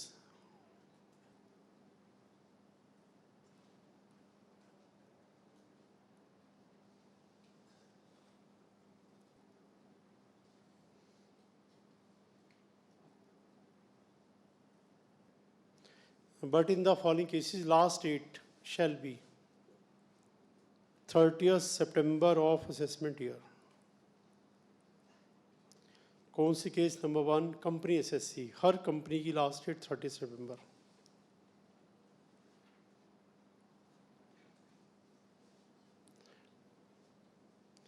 Number 2, any person other than company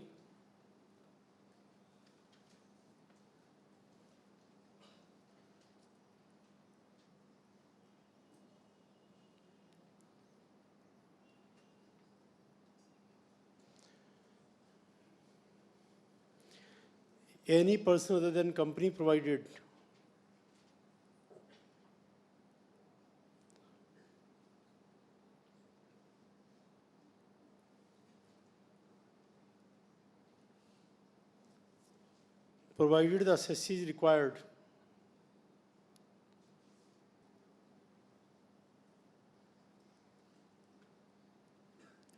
to get the accounts audited. Let's understand this part. लेकिन ये part तभी समझ में आएगा जब पूरी problem मैं पहले लिखवाऊंगा आपको, फिर प्रॉब्लम सॉल्व करूंगा. लेकिन चलिए पहले मैं आपको रफ हिंट देता हूँ. पूरी बात पूरे क्वेश्चन समझ में आती है. This is the complete procedure for filing for making payment of income tax. खाली एडवांस टैक्स नहीं, पूरा प्रोसीजर. एडवांस टैक्स के साथ में अदर प्रोसीजर भी है. देखिए मैं आपको एक रफली पहले आइडिया देता हूँ, फिर क्वेश्चन टाइप करेंगे. अभी आप नोट मत करना, अभी जस्ट आप देखते जाओ. रियल लाइफ के हिसाब से हम सोचते जाएंगे, लिखते जाएंगे. सपोज करिएगा प्रीवियस ईयर 12-13 प्रीवियस ईयर. ठीक है, नोट अभी आप कुछ मत करना. मैं सेपरेट क्वेश्चन लिखवा के फिर सॉल्व कराऊंगा. ये मैं आपको रफ आइडिया दूंगा, फिर एग्जैक्ट क्वेश्चन से टेकअप करेंगे. मान लीजिएगा previous year 13-14 one company ABC limited. इस कंपनी की पहली ड्यूटी क्या है? ये कंपनी पहली ये एस्टिमेट करे टैक्स. एस्टिमेट जैसा भी हो, गलत सही कोई बात नहीं, एस्टिमेट तो करे. एस्टिमेट करके पेमेंट करे. पेमेंट करने के बाद 31 मार्च 14 जब ये साल खत्म हो जाएगा, अगर बाई चांस कम पेमेंट हुआ तो कोई बात नहीं, बचा हुआ पैसा 31 मार्च को पेमेंट पक्का कर दे. उसे जब साल खत्म हो गया फिर तो कोई बात नहीं ना. अगर आपने इससे भी लेट कर दिया, मान लीजिएगा एस्टिमेट किया 10 लाख रुपया, 10 लाख का पेमेंट कर दिया ड्यूरिंग द ईयर 13-14, 31 मार्च को पता लगता है कि टैक्स 10 लाख नहीं 15 लाख बनता है. आप मुझे बताओ, क्या 31 मार्च को डिफरेंस 5 लाख का पेमेंट इस कंपनी को करना चाहिए या नहीं? उससे एस्टिमेट की बात तो मान सकते हैं गलत हुआ, कोई बात नहीं गलत हुआ. उसका तो इंटरेस्ट हम आपसे चार्ज करेंगे 234C में. कैसे चार्ज करेंगे उसकी अभी हम बात करेंगे. एस्टिमेट गलत हुआ है, पनिशमेंट नहीं है, इंटरेस्ट है. इंटरेस्ट पनिशमेंट नहीं है, उसकी अभी हम बात करेंगे. पनिशमेंट क्यों नहीं है और कैसे चार्ज होगा, उसको एक बार छोड़ते हैं उस इशू को. वैसे उसकी बात तो आप छोड़ो, चलो एस्टिमेट गलत हो गया, बात खत्म हुई. लेकिन आप ये बताओ, ये डिफरेंस 5 लाख आपको हमें देना चाहिए कि नहीं देना चाहिए? आप बताइए, देना चाहिए नहीं देना चाहिए? लेकिन इस कंपनी ने 5 लाख भी कब दिया है? ये 10 दिसंबर 2014 को दिया है. उससे ये डिले हमें समझ में नहीं आई. आपने एस्टिमेट 10 किया, एक्चुअल 15. साल खत्म होने के बाद पक्का पता लग गया होगा, जब साल खत्म हो गया तो पता लग गया होगा, तो डिफरेंस 5 लाख तो आप पे कर देते हमें. वो भी नहीं पे किया, वो भी 10 दिसंबर को. पहले तो ये बताओ ये डिले क्यों है? इसका इंटरेस्ट निकालो. 5 लाख रुपए के ऊपर 1% पर मंथ का इस पीरियड का इंटरेस्ट निकालेंगे. ये इंटरेस्ट आता है सेक्शन 234B में, और एडवांस टैक्स की डिफॉल्ट का आता है 234C में. ये भी अलग कैलकुलेट होगा. ये कब से कब तक होगा? ये 1 अप्रैल से स्टार्ट किया जाएगा, 1 अप्रैल 14 से लेकर और यहाँ तक. और ये जो 10 दिन है, इसको 10 दिन ही 1 महीना माना जाएगा. सारे इनकम टैक्स एक्ट में कैलकुलेशन को सिंपल करने के लिए पार्ट ऑफ द मंथ को फुल मंथ माना है. उससे जब हमें इंटरेस्ट आपको देना होगा 4 दिन का, तो भी 1 महीने का देंगे. तुमसे लेना 2 दिन का, 10 दिन का, 15 दिन का, तो भी 1 महीने का लेंगे. कैलकुलेशन को सिंप्लीफाई किया. इसका मतलब ये मंथ कितने बन जाएंगे? 8 मंथ एंड 10 डेज नहीं होगा, इसको माना जाएगा 9 मंथ, 9 महीने का 5 लाख का. Simple calculation. 5 lakh into 1% into 9 payment कर दो गवर्नमेंट को. ये डिले क्यों किया? अब गवर्नमेंट से, अच्छा आपने तो रिटर्न फाइलिंग की डेट भी बीच में से निकाल दी. देखिए रिटर्न फाइलिंग से मतलब क्या है, उसकी डेट से मतलब क्या है. इस पर्सन की कितनी इनकम है ये इस पर्सन को पता है. इसने कितना टैक्स दिया गवर्नमेंट को, बैंक में कितना डिपॉजिट करवाया इसको पता है. इनकम टैक्स डिपार्टमेंट को इसके बारे में कुछ नहीं पता. इनकम कितनी थी, टैक्स कितना था, पे कितना किया गवर्नमेंट से, वो डिटेल हमें भी तो दो. आपकी कौन सी हेड की इनकम थी, डिडक्शन कितना था, टोटल इनकम कितना था, टैक्स कितना था, आपने कितना पे किया, कौन से बैंक में पे किया, कौन से डेट को पे, ये सब बातें कौन बताएगा? ये सब बातें आप हमें बताओ. फॉर्मेट हम आपको दे रहे हैं, उसके कॉलम फिल करके आप हमें दे दो. तो इसका मतलब इस पर्सन को क्या करना चाहिए कि एडवांस टैक्स जो पे किया है उसकी डिटेल, और ये जो टैक्स पे किया 10 दिसंबर को उसकी डिटेल, इंटरेस्ट कितना बनता है उसकी डिटेल, ये सब रिटर्न में लिख करके और गवर्नमेंट को सबमिट कर दे. अब ये सबमिट कब तक कर दे? गवर्नमेंट से अगर हमने कह दिया सबमिट कर दो, वो 4 साल के बाद सबमिट करेगा. तो वैसे उसे कब तक सबमिट कर देनी चाहिए? गवर्नमेंट का क्या राइट बनता है? Can I say 31 March 13-14 everything is over, इसी दिन इससे गवर्नमेंट का रिटर्न डिमांड करने का राइट बनता है? बताइए बनता है कि नहीं बनता है? गवर्नमेंट सेज जब साल पूरा हुआ बात खत्म होगी, P&L आपके पास है, बैलेंस शीट आपके पास है, एवरीथिंग यू नो, तो आप हमें बता दो क्या प्रॉब्लम है। बट गवर्नमेंट से चलो कोई बात नहीं, आप भी क्या याद करोगे, आपको कंसेशन करेंगे 31 मार्च नहीं, चलो मई का, अप्रैल का मंथ पूरा ले लो, अच्छा चलो मई और ले लो, अच्छा जून और, अच्छा जुलाई और, 4 महीने का टाइम दिया आपको एक छोटा सा कागज़ फिल करने के लिए। कहीं आप ये ना कह दो जी मैं तो बिजी था, पता नहीं था, मुझे ये नहीं था, वो था, और उससे नो एक्सक्यूज आफ्टर 4 मंथ। हमने बिना मतलब कि आपको इतना टाइम दे दिया, 4 दिन काफ़ी थे लेकिन 4 महीने दे दिए। अप्रैल मई जून जुलाई, 31 जुलाई को डॉक्यूमेंट हमारे पास ले आना, लेट मत कर देना, फिर हम पनिशमेंट कर देंगे। और अगर आपको अकाउंट्स ऑडिट करवानी है, आपका काम ज़्यादा है या आप कंपनी है, चलो 31 जुलाई नहीं 30 सितंबर इतना टाइम अलाउ किया है।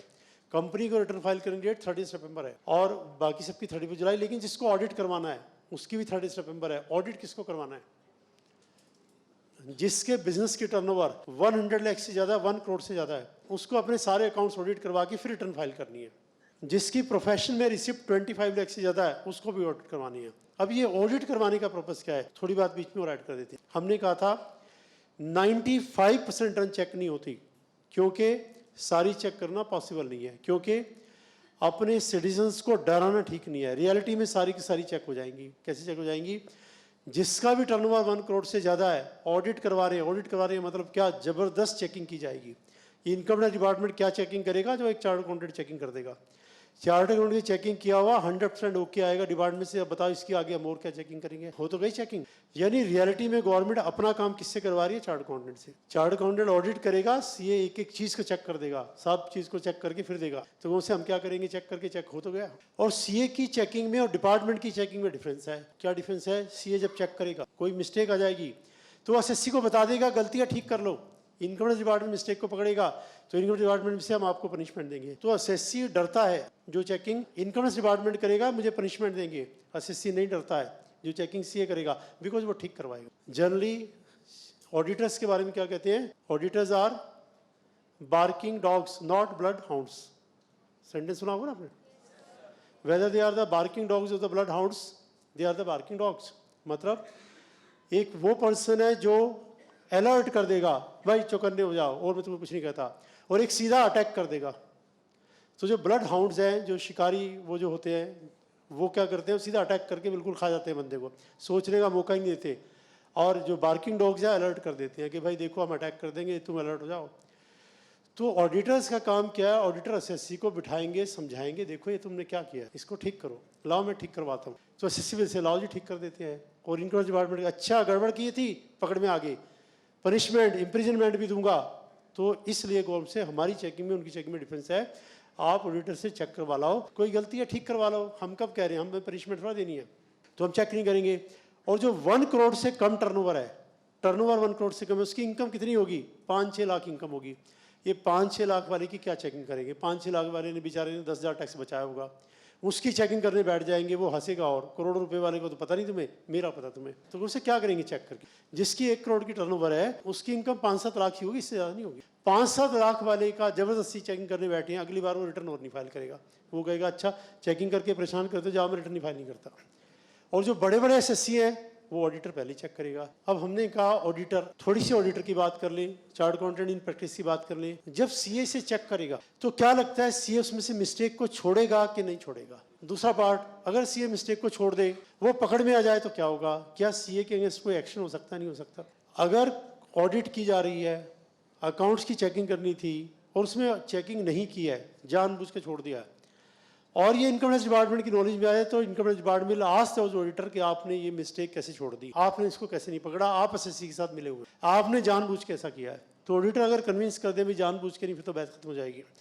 और साफ पता लग रहा है गड़बड़ की है, तो इनकम टैक्स डिपार्टमेंट कंप्लेंट करेगा उस चार्टर्ड अकाउंटेंट किसको? सीएस शूट को। इनकम टैक्स डिपार्टमेंट कोई एक्शन नहीं ले सकता। वो कंप्लेंट जाएगी सीएस शूट को, सीएस शूट उसे डिस्क्वालीफाई कर देगी कि आज से आप चार्टर्ड अकाउंटेंट नहीं है, यू हैव बीन डिस्क्वालीफाइड। या वो कहेंगे आपको प्रैक्टिस नहीं कर सकते, आपका प्रैक्टिस का licence, certificate of practice COP आपका सरेंडर करवा लेंगे और आप एज एन एम्प्लॉय काम कर सकते हो। आपको कहीं एज एन एम्प्लॉय काम करना कर लो, आपको प्रैक्टिस नहीं करने देंगे। जो सीओपी है आपका सर्टिफिकेट ऑफ प्रैक्टिस से आप सरेंडर करो, नहीं करने देंगे। अगर बहुत ही ज़्यादा सीरियस मैटर हो तब ये क्रिमिनल ऑफेंस बन सकती है, तब उसके अगेंस्ट में चार्टर्ड अकाउंटेंट के अगेंस्ट में एफआईआर लॉज हो सकती है, जैसे सत्यम में हुआ था। वो क्रिमिनल ऑफेंस बन जाएगी कि आपने सारी लिमिट्स क्रॉस कर दी, ये तो बिल्कुल क्राइम कर डाला आपने। क्रिमिनल ऑफेंस हो जाएगी, फिर मैटर कोर्ट में जाएगा, फिर कोर्ट कैन इंटरफियर। तो यहाँ पर देखिए ऑडिट की हम बात करी थे, गवर्नमेंट ने क्या कहा कि भाई आप रिटर्न हमें दे दो, आप जो आपकी रिटर्न बनती है डिटेल हमें दे दो 31 जुलाई तक। आपको ऑडिट करवाना है, ऑडिट कौन करेगा? Chart accountant. चार्ट अकाउंटेंट को भी टाइम चाहिए, महीने 2 महीने वो भी लगाएंगे, इसलिए आपका काम लेट हो जाएगा। तो आप क्या करो, 30 सितंबर तक हमें आप रिटर्न दे देना अगर आपको ऑडिट करवाना। और कंपनी का काम तो ज़्यादा होता ही होता है, और कंपनी का तो ऑडिट करवाना ही होता है। इनकम टैक्स में बच जाएंगे तो कंपनी लॉ में आ जाएंगे, 233B of the companies act में चले जाएंगे, वो तो करवाना ऑडिट। तो कंपनी का तो पक्का 30 सितंबर, बाकी इसको ऑडिट करवाना, जिसका काम ज़्यादा 30 सितंबर, जिसका काम कम है 31 जुलाई। तो यहाँ पे देखिए जो हमारा केस था, इस पर्सन ने डिपॉजिट कब किया टैक्स? 10 दिसंबर को। कंपनी का केस है मान लीजिएगा, तो क्या रिटर्न फाइलिंग की डेट निकल चुकी है या नहीं? कंपनी को प्रीवियस ईयर 13-14 की रिटर्न फाइल करनी थी, कब तक? 30 सितंबर ऑफ असेसमेंट ईयर, यानी 30 सितंबर 2014। और टैक्स का पेमेंट कब आ रहा है? 10 दिसंबर 14। गवर्नमेंट से रिटर्न फाइलिंग से पहले सब कुछ काम कंप्लीट हो जाना चाहिए। This is the last step. आपने इनकम टैक्स कैलकुलेट कर लिया, पेमेंट कर दिया, everything is over. Last step is कि आप रिटर्न हमें और दे दो, एवरीथिंग इज ओवर। और आपने रिटर्न तो क्या देनी थी? टैक्स ही नहीं दिया। टैक्स पहले दो, रिटर्न बाद में, बिकॉज रिटर्न में आपको लिखना है टैक्स पे किया। अगर आप रिटर्न देंगे और उसमें लिखेंगे टैक्स पे ही नहीं किया, तो हम तो इमीडिएटली एक्शन स्टार्ट कर देंगे, आपने टैक्स पे क्यों नहीं किया। तो आप पहले टैक्स पे करो, जब सब कुछ ओवर हो जाए तब आप हमें बता दो जी टैक्स मैंने पे कर दिया, लो रिटर्न। यानी टैक्स का पेमेंट हर हालत में रिटर्न फाइलिंग की डेट से पक्का हो जाना चाहिए। गौसे आपने 31 मार्च 14 के बाद किया चलेगा, लेकिन रिटर्न फाइलिंग के बाद थोड़ा चलेगा, ये तो बहुत लेट हो गया। आप रिटर्न फाइलिंग की डेट तो लास्ट डेट है हर पर्पज़ की, पक्का टैक्स का पेमेंट हो, सारी कैलकुलेशन रिटर्न आए। और अगर आपने ऐसा काम कर दिया जैसे ये किया, तो आपके ऊपर एक सेक्शन और लगा देंगे, कौन सा? 234A। ये सेक्शन उसके ऊपर लगता है जो पेमेंट करता है रिटर्न फाइलिंग डेट के बाद, और इसमें आपको एक इंटरेस्ट और देना पड़ेगा। वो कब से देना पड़ेगा?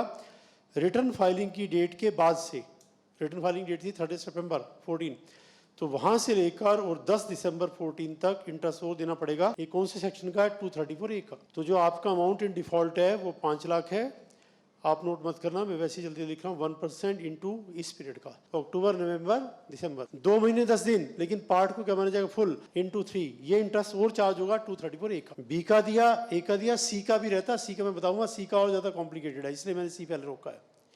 अब आपको लगेगा कि ये 3 महीने ये वाला टाइम पीरियड तो ये ऊपर आ चुका है, देखिए इसमें आया नहीं आया।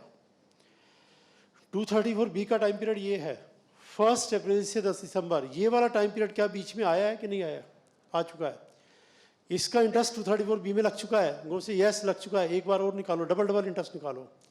रिटर्न फाइलिंग की डेट के बाद 234B में भी आएगा, 234A में भी आएगा, बिकॉज आपने बहुत गलत किया है। इंटरेस्ट भी हम आपसे डबल चार्ज करेंगे। तो अक्टूबर नवंबर दिसंबर ये 3 महीने 234B में भी चले जाएंगे, और अक्टूबर नवंबर दिसंबर ये 3 महीने 234A में भी आ जाएंगे। यानी 3 महीने का डबल इंटरेस्ट देना पड़ेगा, ए में भी और बी में भी। What is the reason? Because government says कि आपने टैक्स का पेमेंट रिटर्न फाइलिंग की डेट के बाद दिया है। It's a very very serious matter. Return filing की डेट तक भी चल जाएगा, उसके बाद आप करोगे तो 234A और लगेगा। अब देखिए द्वारा पार्ट, जो पर्सन एडवांस टैक्स में डिफॉल्ट करता है उसका इंटरेस्ट किसका लगता है? 234C का।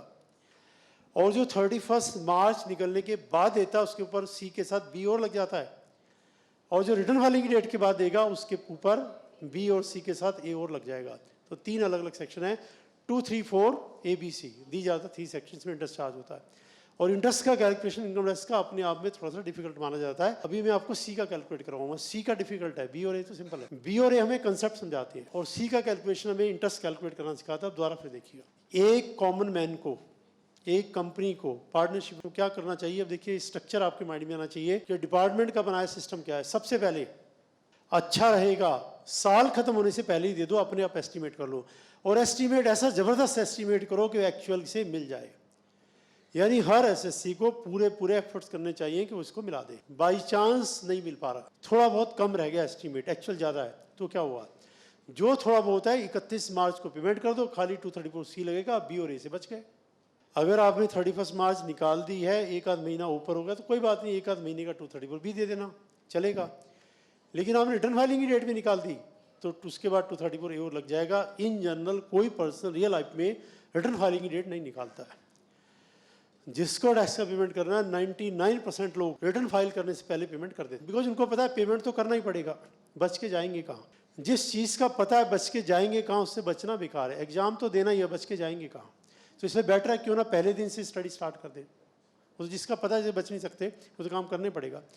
तो यहाँ पर रियल लाइफ में कोई पर्सन ऐसा नहीं करता, पे कर देता है, लेकिन हम क्लासरूम क्वेश्चन बना रहे हैं अंडरस्टैंडिंग के लिए। रियल लाइफ में भी रियली ऐसा हो सकता है, लेकिन अभी मुझे 234C का आपको बताना है। अब 234C जो समझ में आता है ना, वो क्वेश्चन सही समझ में आता है। तो एक क्वेश्चन लिखिएगा, उसको सॉल्व करेंगे, उसमें C, B और A तीनों होंगे, तीनों सॉल्व करेंगे, उसको क्लियर करके फिर डाउट टेकअप करेंगे। Let's make the concept further clear.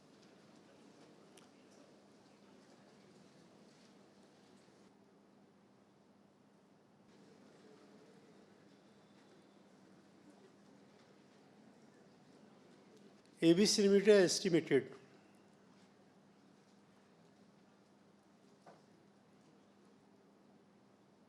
its tax liability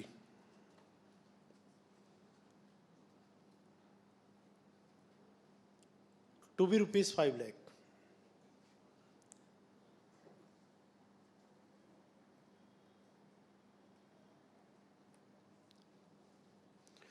चलो 10 लाख कर लेते हैं, estimated to rupees 10 lakh, same figure ले लेते हैं जो ऊपर थी। And has paid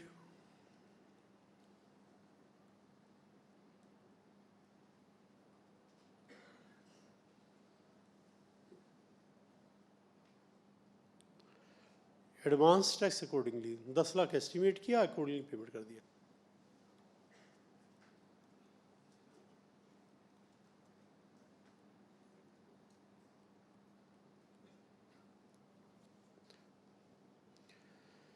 But actual tax liability was found to be rupees 15 lakh.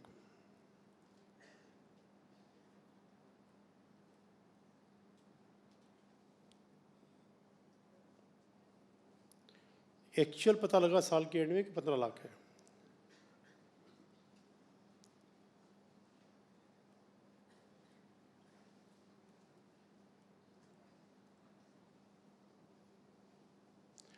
And balance rupees 5 lakh was paid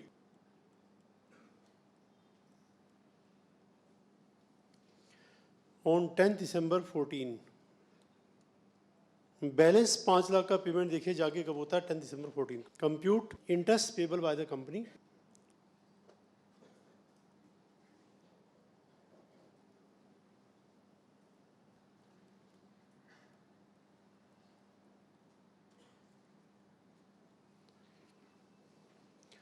compute interest payable by the company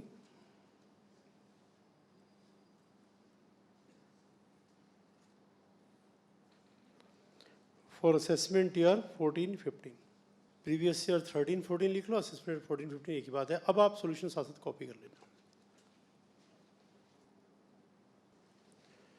let's check the solution. We are going to do the calculations for which previous year? It is the previous year 13-14।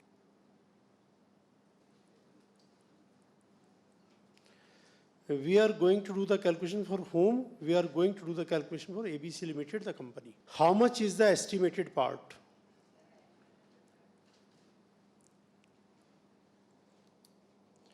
इस company का estimated है 10 lakh. What is the actual? 15 lakh. अब company ने अपने estimate से payment किया, तो check करें जरा कंपनी ने पेमेंट कैसे किया होगा।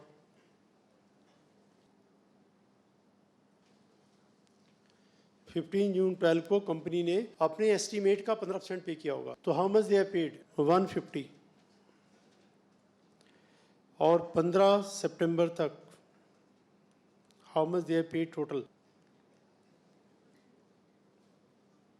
15 सितंबर 13 तक, 15 जून 13 तक 150, 15 सितंबर 13 तक कितना? 450।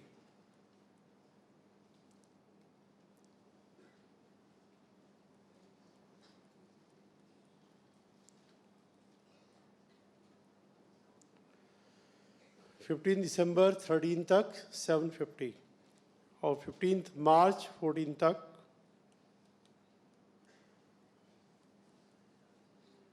10 लाख। देखिए कंपनी ने जो पे किया वो ऐसे किया, लेकिन जब साल खत्म हुआ कंपनी फाउंड सब गलत हो गया। हमने एस्टिमेट किया 10 लाख, निकला 15 लाख। तो गौरव से कोई बात नहीं, हम कोई पनिशमेंट आपको नहीं देंगे, बस जितना जितना डिफॉल्ट है इंस्टॉलमेंट में उसका आप इंटरेस्ट दे दो। तो कंपनी ने कैसे, अब देखिए कैसे कैलकुलेट होगा। गौसे अब आप इमेजिन करिए कि अगर आपने सही एस्टीमेट किया होता तो आपने कितना हमें पेमेंट किया होता। अब 15 लाख का 15% कैलकुलेट कर लीजिएगा, हाउ मच, 225। अब इसमें डिफॉल्ट कैलकुलेट कर लो, how much is the default, 70,000, is that right. हमने पे किया 150, हमें पे करना चाहिए था 225 एक्चुअल के हिसाब से, कम पे किया है। तो उससे जो कम पे किया है, जो हमारा पैसा आपके पास रह गया, उसका आप हमें इंटरेस्ट दे दो 1% पर मंथ के रेट पे 3 महीने का, और हम आपको कुछ नहीं कहेंगे, आप हमें पेमेंट कर दो कितना, 225। देखिए द्वारा फिर, गवर्नमेंट सेज हर पर्टिकुलर इंस्टॉलमेंट में जो पैसा आपने हमें कम दिया, समझो वो आपके पास रहा, समझो आपने इसे अपने बिजनेस में लगाया हुआ, समझो आपने अर्निंग की होगी, और वो अर्निंग आपकी नहीं हमारी, हमारी अर्निंग आप हमें दे दो, हम आपको कुछ नहीं कह रहे। देखिए इंटरेस्ट चार्ज करने के पीछे रीजन क्या है। इस कंपनी को पे करना था 225, पे किया 150, यानी गवर्नमेंट का 75,000 किसके पास है, कंपनी के पास है। कंपनी ने या तो इसे बैंक में रख के इंटरेस्ट अर्न किया होगा या बिजनेस में लगाया होगा, और जो अर्निंग है वो कंपनी की नहीं है, गवर्नमेंट की है। एंड गवर्नमेंट से हमारी अर्निंग आप हमें दे दो, हम आपको कुछ नहीं कह रहे। और प्रिज्यूम किया है वो अर्निंग कितनी होगी, 1% पर मंथ। इसको डिवाइड बाय 12 नहीं करना, कि 1% पर एनम पर मंथ है। और 3 महीने क्यों, 3 महीने इसलिए गवर्नमेंट से अब हम अगले इंस्टॉलमेंट में चेक करेंगे। एक इंस्टॉलमेंट की बात पूरी हो गई है, यानी ये जो डिले था, इस डिले का इंटरेस्ट हमने चार्ज कर लिया। ये जो 75,000 रुपीज़ कम दिया है, गवर्नमेंट से हम मान के चलेंगे आप हमें दे दोगे कब, 15 सितंबर को। तो कितना डिले करोगे आप, 3 महीने, 3 महीने का इंटरेस्ट आप हमें दे दो। अगर आप बीच में पेमेंट कर देंगे तब भी हम 3 महीने का लेंगे आपसे, क्योंकि कैलकुलेशन करने में प्रॉब्लम आ जाएगी। अगर गवर्नमेंट ये कहे कि 3 महीने का चार्ज नहीं होगा, इस 75,000 में जितना आप डिले करेंगे, मान लो 225 पेमेंट करना था, 15 जून को किया 150, और 5 दिन के बाद 75,000 का पेमेंट और कर दिया, तो इंटरेस्ट कितने दिन का चार्ज होता है, 5 डेज का।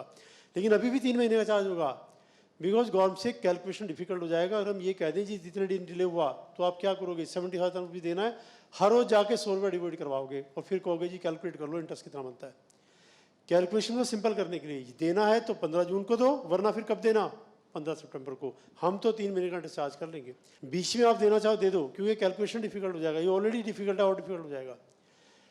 मैं मान लो इसको चेंज कर दूं, क्वेश्चन को मैं ऐसे कर देता हूं कि पर्सन ने, कंपनी ने 15 जून को पेमेंट किया 150 का, 5 दिन के बाद 100 रुपये का पेमेंट और कर दिया, 2 दिन के बाद 1,000 का और कर दिया, 2 दिन के बाद 500 का और कर दिया, 2 दिन के बाद 400 का और कर दिया। और गवर्नमेंट मान लो इस बात को मान जाए, डेज के साथ कैलकुलेट होगा, who will do the calculation, possible ही नहीं होगा, इतना लेंथी कैलकुलेशन हो जाएगा। तो इसलिए गवर्नमेंट से देना है तो 15 जून को दो, वरना कब आना, 15 सितंबर को। 3 महीने का इंटरेस्ट तो लगेगा ही लगेगा, आप दो या ना दो। इसलिए अगर देना है बेटर है 15 जून को, वरना 15 सितंबर को। अगर 15 सितंबर को नहीं दिया, दिन निकल गए, फिर बेटर है 15 दिसंबर को। हर इंस्टॉलमेंट में 3 महीने का इंटरेस्ट चार्ज होगा, लेकिन जो आखिरी वाली है इस पे 1 महीने का होगा। उसे 15 मार्च को नहीं दिया, अंडरस्टूड है, 31 मार्च को तो आप दे ही दोगे, तो कितना डिले करोगे, 15 दिन। और लेकिन हम पार्ट ऑफ द मंथ को भी फुल मंथ मानते हैं, तो आखिरी इंस्टॉलमेंट में 1 महीना लगता है, बाकी सब पे 3 महीने लगते हैं, प्रिज्यूम करके कि जो भी डिफॉल्ट है 75,000 का कब आएगा, अगली इंस्टॉलमेंट में। अगर अगली में भी नहीं आया तो 3 महीने का और चार्ज हो जाएगा, फिर मान के चलेंगे अगली में आ जाएगा, इसमें भी नहीं आया तो इसमें 3 महीने का और लग जाएगा, फिर मानेंगे लास्ट में इसमें भी नहीं आया, इसमें 1 महीने का और लग जाएगा। तो इकट्ठा कैलकुलेट नहीं करते हम, इंस्टॉलमेंट वाइज कैलकुलेट करते हैं। अगला इंस्टॉलमेंट देखिए और क्लियर हो जाएगा। अब अगला देखिएगा, यहाँ पे हमने पेमेंट कितना किया, 450, हमें पेमेंट कितना कर देना चाहिए था 15 लाख के हिसाब से बताइएगा। अगर मैं 15 लाख का 45% कहूँ तो कितना कर देना चाहिए, 6,75,000। गवर्नमेंट से 15 सितंबर को हमें पूरी उम्मीद थी कि आप 75,000 रुपीज़ दे देंगे। वो तो क्या देना था, नया डिफॉल्ट और आ गया, 75 का डिफॉल्ट था पहले, अभी और इंक्रीज हो गया। कितना डिफॉल्ट आ गया, दोनों का डिफरेंस 2,25,000। गवर्नमेंट से 75,000 पे 3 महीने का इंटरेस्ट लिया, क्या मान के कि आप 15 सितंबर को 75 दे देंगे, वो तो क्या देना था, और 150 वो रोक लिया और टोटल कर दिया 225। कोई बात नहीं, इसका इंटरेस्ट निकालो, इसका इंटरेस्ट 3 महीने का निकालो। अब मान के चलेंगे आप 15 दिसंबर को दे दोगे, नहीं दिया इसका इंटरेस्ट 3 महीने और चार्ज कर लेंगे। इसके अलावा नया डिफॉल्ट आ गया, उसका भी चार्ज कर लेंगे। 75 पुराना डिफॉल्ट था, नया डिफॉल्ट और आ गया। अब इस पे अगेन 1% एंड 3 मंथ्स, 6750। तो गौ से 6750 और निकालो, 2250 वो था, 6750 ये है। अब अगले इंस्टॉलमेंट चेक कर लो, 15 लाख का 75%, that is 11 lakh 25,000. Is that right? How much is the default? 3 lakh 75,000. देखिए, गवर्नमेंट से बड़ी उम्मीद थी हमें आपसे उम्मीद क्या थी कि 225 आप 15 दिसंबर को पे कर देंगे। ये गवर्नमेंट से उम्मीद हमने आपसे लगाई, लेकिन आपने क्या किया, वो तो क्या पे करना था, नया डिफॉल्ट और आ गया। तो कोई बात नहीं, फिर इसका इंटरेस्ट दे दो, 15 मार्च को दे देना, 3 महीने का इसका निकालो, इंटू 1% इंटू 3, 22 71। एक बार मैं रिपीट और कर दूं बीच में, सुन लीजिए दोबारा फिर। 234B कोई खास प्रॉब्लम नहीं है, कैलकुलेट हो जाता है। भैया आपने 31 मार्च से इतना डिले किया। 234A कोई प्रॉब्लम नहीं है, थोड़ी सी प्रॉब्लम सी में आती है। देखिए क्या प्रॉब्लम आती है। हमने 15 जून को 150 दिया, हमें 15 जून को 225 देना था, गवर्नमेंट का 75,000 अपनी पॉकेट में रख लिया। तो उससे फिर भी हम आपसे नाराज नहीं है, हमारा पैसा आपने रखा, गलती से रह गया होगा, लेकिन आप ये बताओ, ये जो आपने पैसा रखा इसका आपने क्या किया? कंपनी ने कहा जी बिजनेस में लगाया था, अच्छा वो अर्निंग आप हमें दे दो। प्रिज्यूमिंग दैट अर्निंग कितनी है? 1% पर मंथ। तो ये 3 महीने क्यों? गौ से अब हम आपसे उम्मीद करेंगे कि आप हमें मिलेंगे 15 सितंबर को और डिफरेंस अमाउंट दे देंगे। कंपनी ने कहा नहीं, हम तो बीच में ही दे देंगे। तो गवर्नमेंट ने कहा देते रहो, हम नहीं कैलकुलेशन करेंगे, हम तो अब कैलकुलेशन 15 सितंबर को करेंगे, बिकॉज कैलकुलेशन डिफिकल्ट हो जाएगी। अब 15 सितंबर को कंपनी ने कहा हाँ जी आपका पुराना पैसा, पुराना तो क्या देना था, नया डिफॉल्ट और आ गया। वो तो 75 का डिफॉल्ट था, ये 225 का, 150 नया और आ गया। तो गवर्नमेंट का कोई बात नहीं, इसका इंटरेस्ट दे दो। अब हम प्रिज्यूम करके चलेंगे कि आगे आप 15 दिसंबर को पेमेंट हमें कर देंगे। 15 दिसंबर को 225 तो क्या पेमेंट करना था, और नया डिफॉल्ट हमारे पास और आ गया है। तो उससे कोई बात नहीं, इसका भी इंटरेस्ट दे दो 1% के रेट पर 375 का। अब आपसे उम्मीद है 15 मार्च को। अब 15 मार्च को क्या हुआ, पेमेंट कितना करना था? 15 लाख का, हमने 10 लाख का। तो गवर्नमेंट सेज के वो पेमेंट तो क्या करना था, ये लीजिएगा, डिफॉल्ट और इंक्रीज हो गया, 5 लाख का डिफॉल्ट हो गया। अब हमें पूरी उम्मीद है 31 मार्च को तो आप दे ही दोगे, क्योंकि साल ही खत्म हो जाएगा। तो कितने दिन लेट करोगे? 15 दिन। पार्ट ऑफ द मंथ को फुल मंथ मानते हैं, तो इंटू 1% इंटू 1, तो ये इंटरेस्ट हो दे दो आप हमें। और ये अब आप सारा टोटल कर लो, और ये टोटल हमें 234C का इंटरेस्ट का पेमेंट कर। हर इंस्टॉलमेंट का सेपरेट कैलकुलेशन है। आखिरी इंस्टॉलमेंट का 3 महीने नहीं लगेगा, 1 महीना। क्या सोचकर? पक्का 31 मार्च को पेमेंट आएगा, 15 दिन तो लेट है, लेकिन उसका 1 महीना मान लिया, क्योंकि सारे इनकम टैक्स एक्ट में पार्ट ऑफ द मंथ को फुल मंथ मानते हैं। ये टोटल आएगा 234C का, लेकिन अभी रह गया B का और A का। अब गवर्नमेंट से हमने कहा था 5 लाख आप 31 मार्च को दे देंगे, लेकिन नहीं दिया। वो 5 लाख कब दिया? ये 10 दिसंबर 14 को दिया। गवर्नमेंट से ये डिले किस बात का है? इसका इंटरेस्ट वो निकालो। अब देखिए कैलकुलेशन 234B का, ठीक है। C का टोटल जो भी आएगा वो लिख लेना, कैलकुलेटर आपके पास है, आप अपने आप लिख लो, फिगर मैंने छोड़ दिया। What's is the figure please total करके लिख लेना। अब 234B का देखिएगा, ये कैलकुलेशन हम करेंगे 1/4/14 से लेकर 10 दिसंबर 14 तक। गवर्नमेंट से ये बताओ ये डिले किस बात का? ये तो बिल्कुल ही गलत किया आपने, साल खत्म होने के बाद भी डिले कर रहे हो। इसका इंटरेस्ट निकालो 5 लाख, 1%, कितने मंथ? 8 month 10 days. लेकिन पार्ट ऑफ द मंथ को क्या माना जाएगा? Full month. इसका मतलब कितना ले लूँ? 9। ये पेमेंट और करना पड़ेगा 45,000। अब गौर से आप ये बताओ रिटर्न फाइलिंग की डेट कैसे निकाल दी आपने? It's a very serious matter. उसका इंटरेस्ट और निकालो 234A का। रिटर्न फाइलिंग की डेट के आगे का पार्ट 1/10/14 से लेकर 10 दिसंबर 14, ये रिटर्न फाइलिंग के बाद का पार्ट है। जबकि ये टाइम पीरियड ऊपर आ चुका है, इंटरेस्ट का चार्ज हो चुका है, लेकिन इसका डबल चार्ज होता है। अब इसमें और चार्ज करेंगे।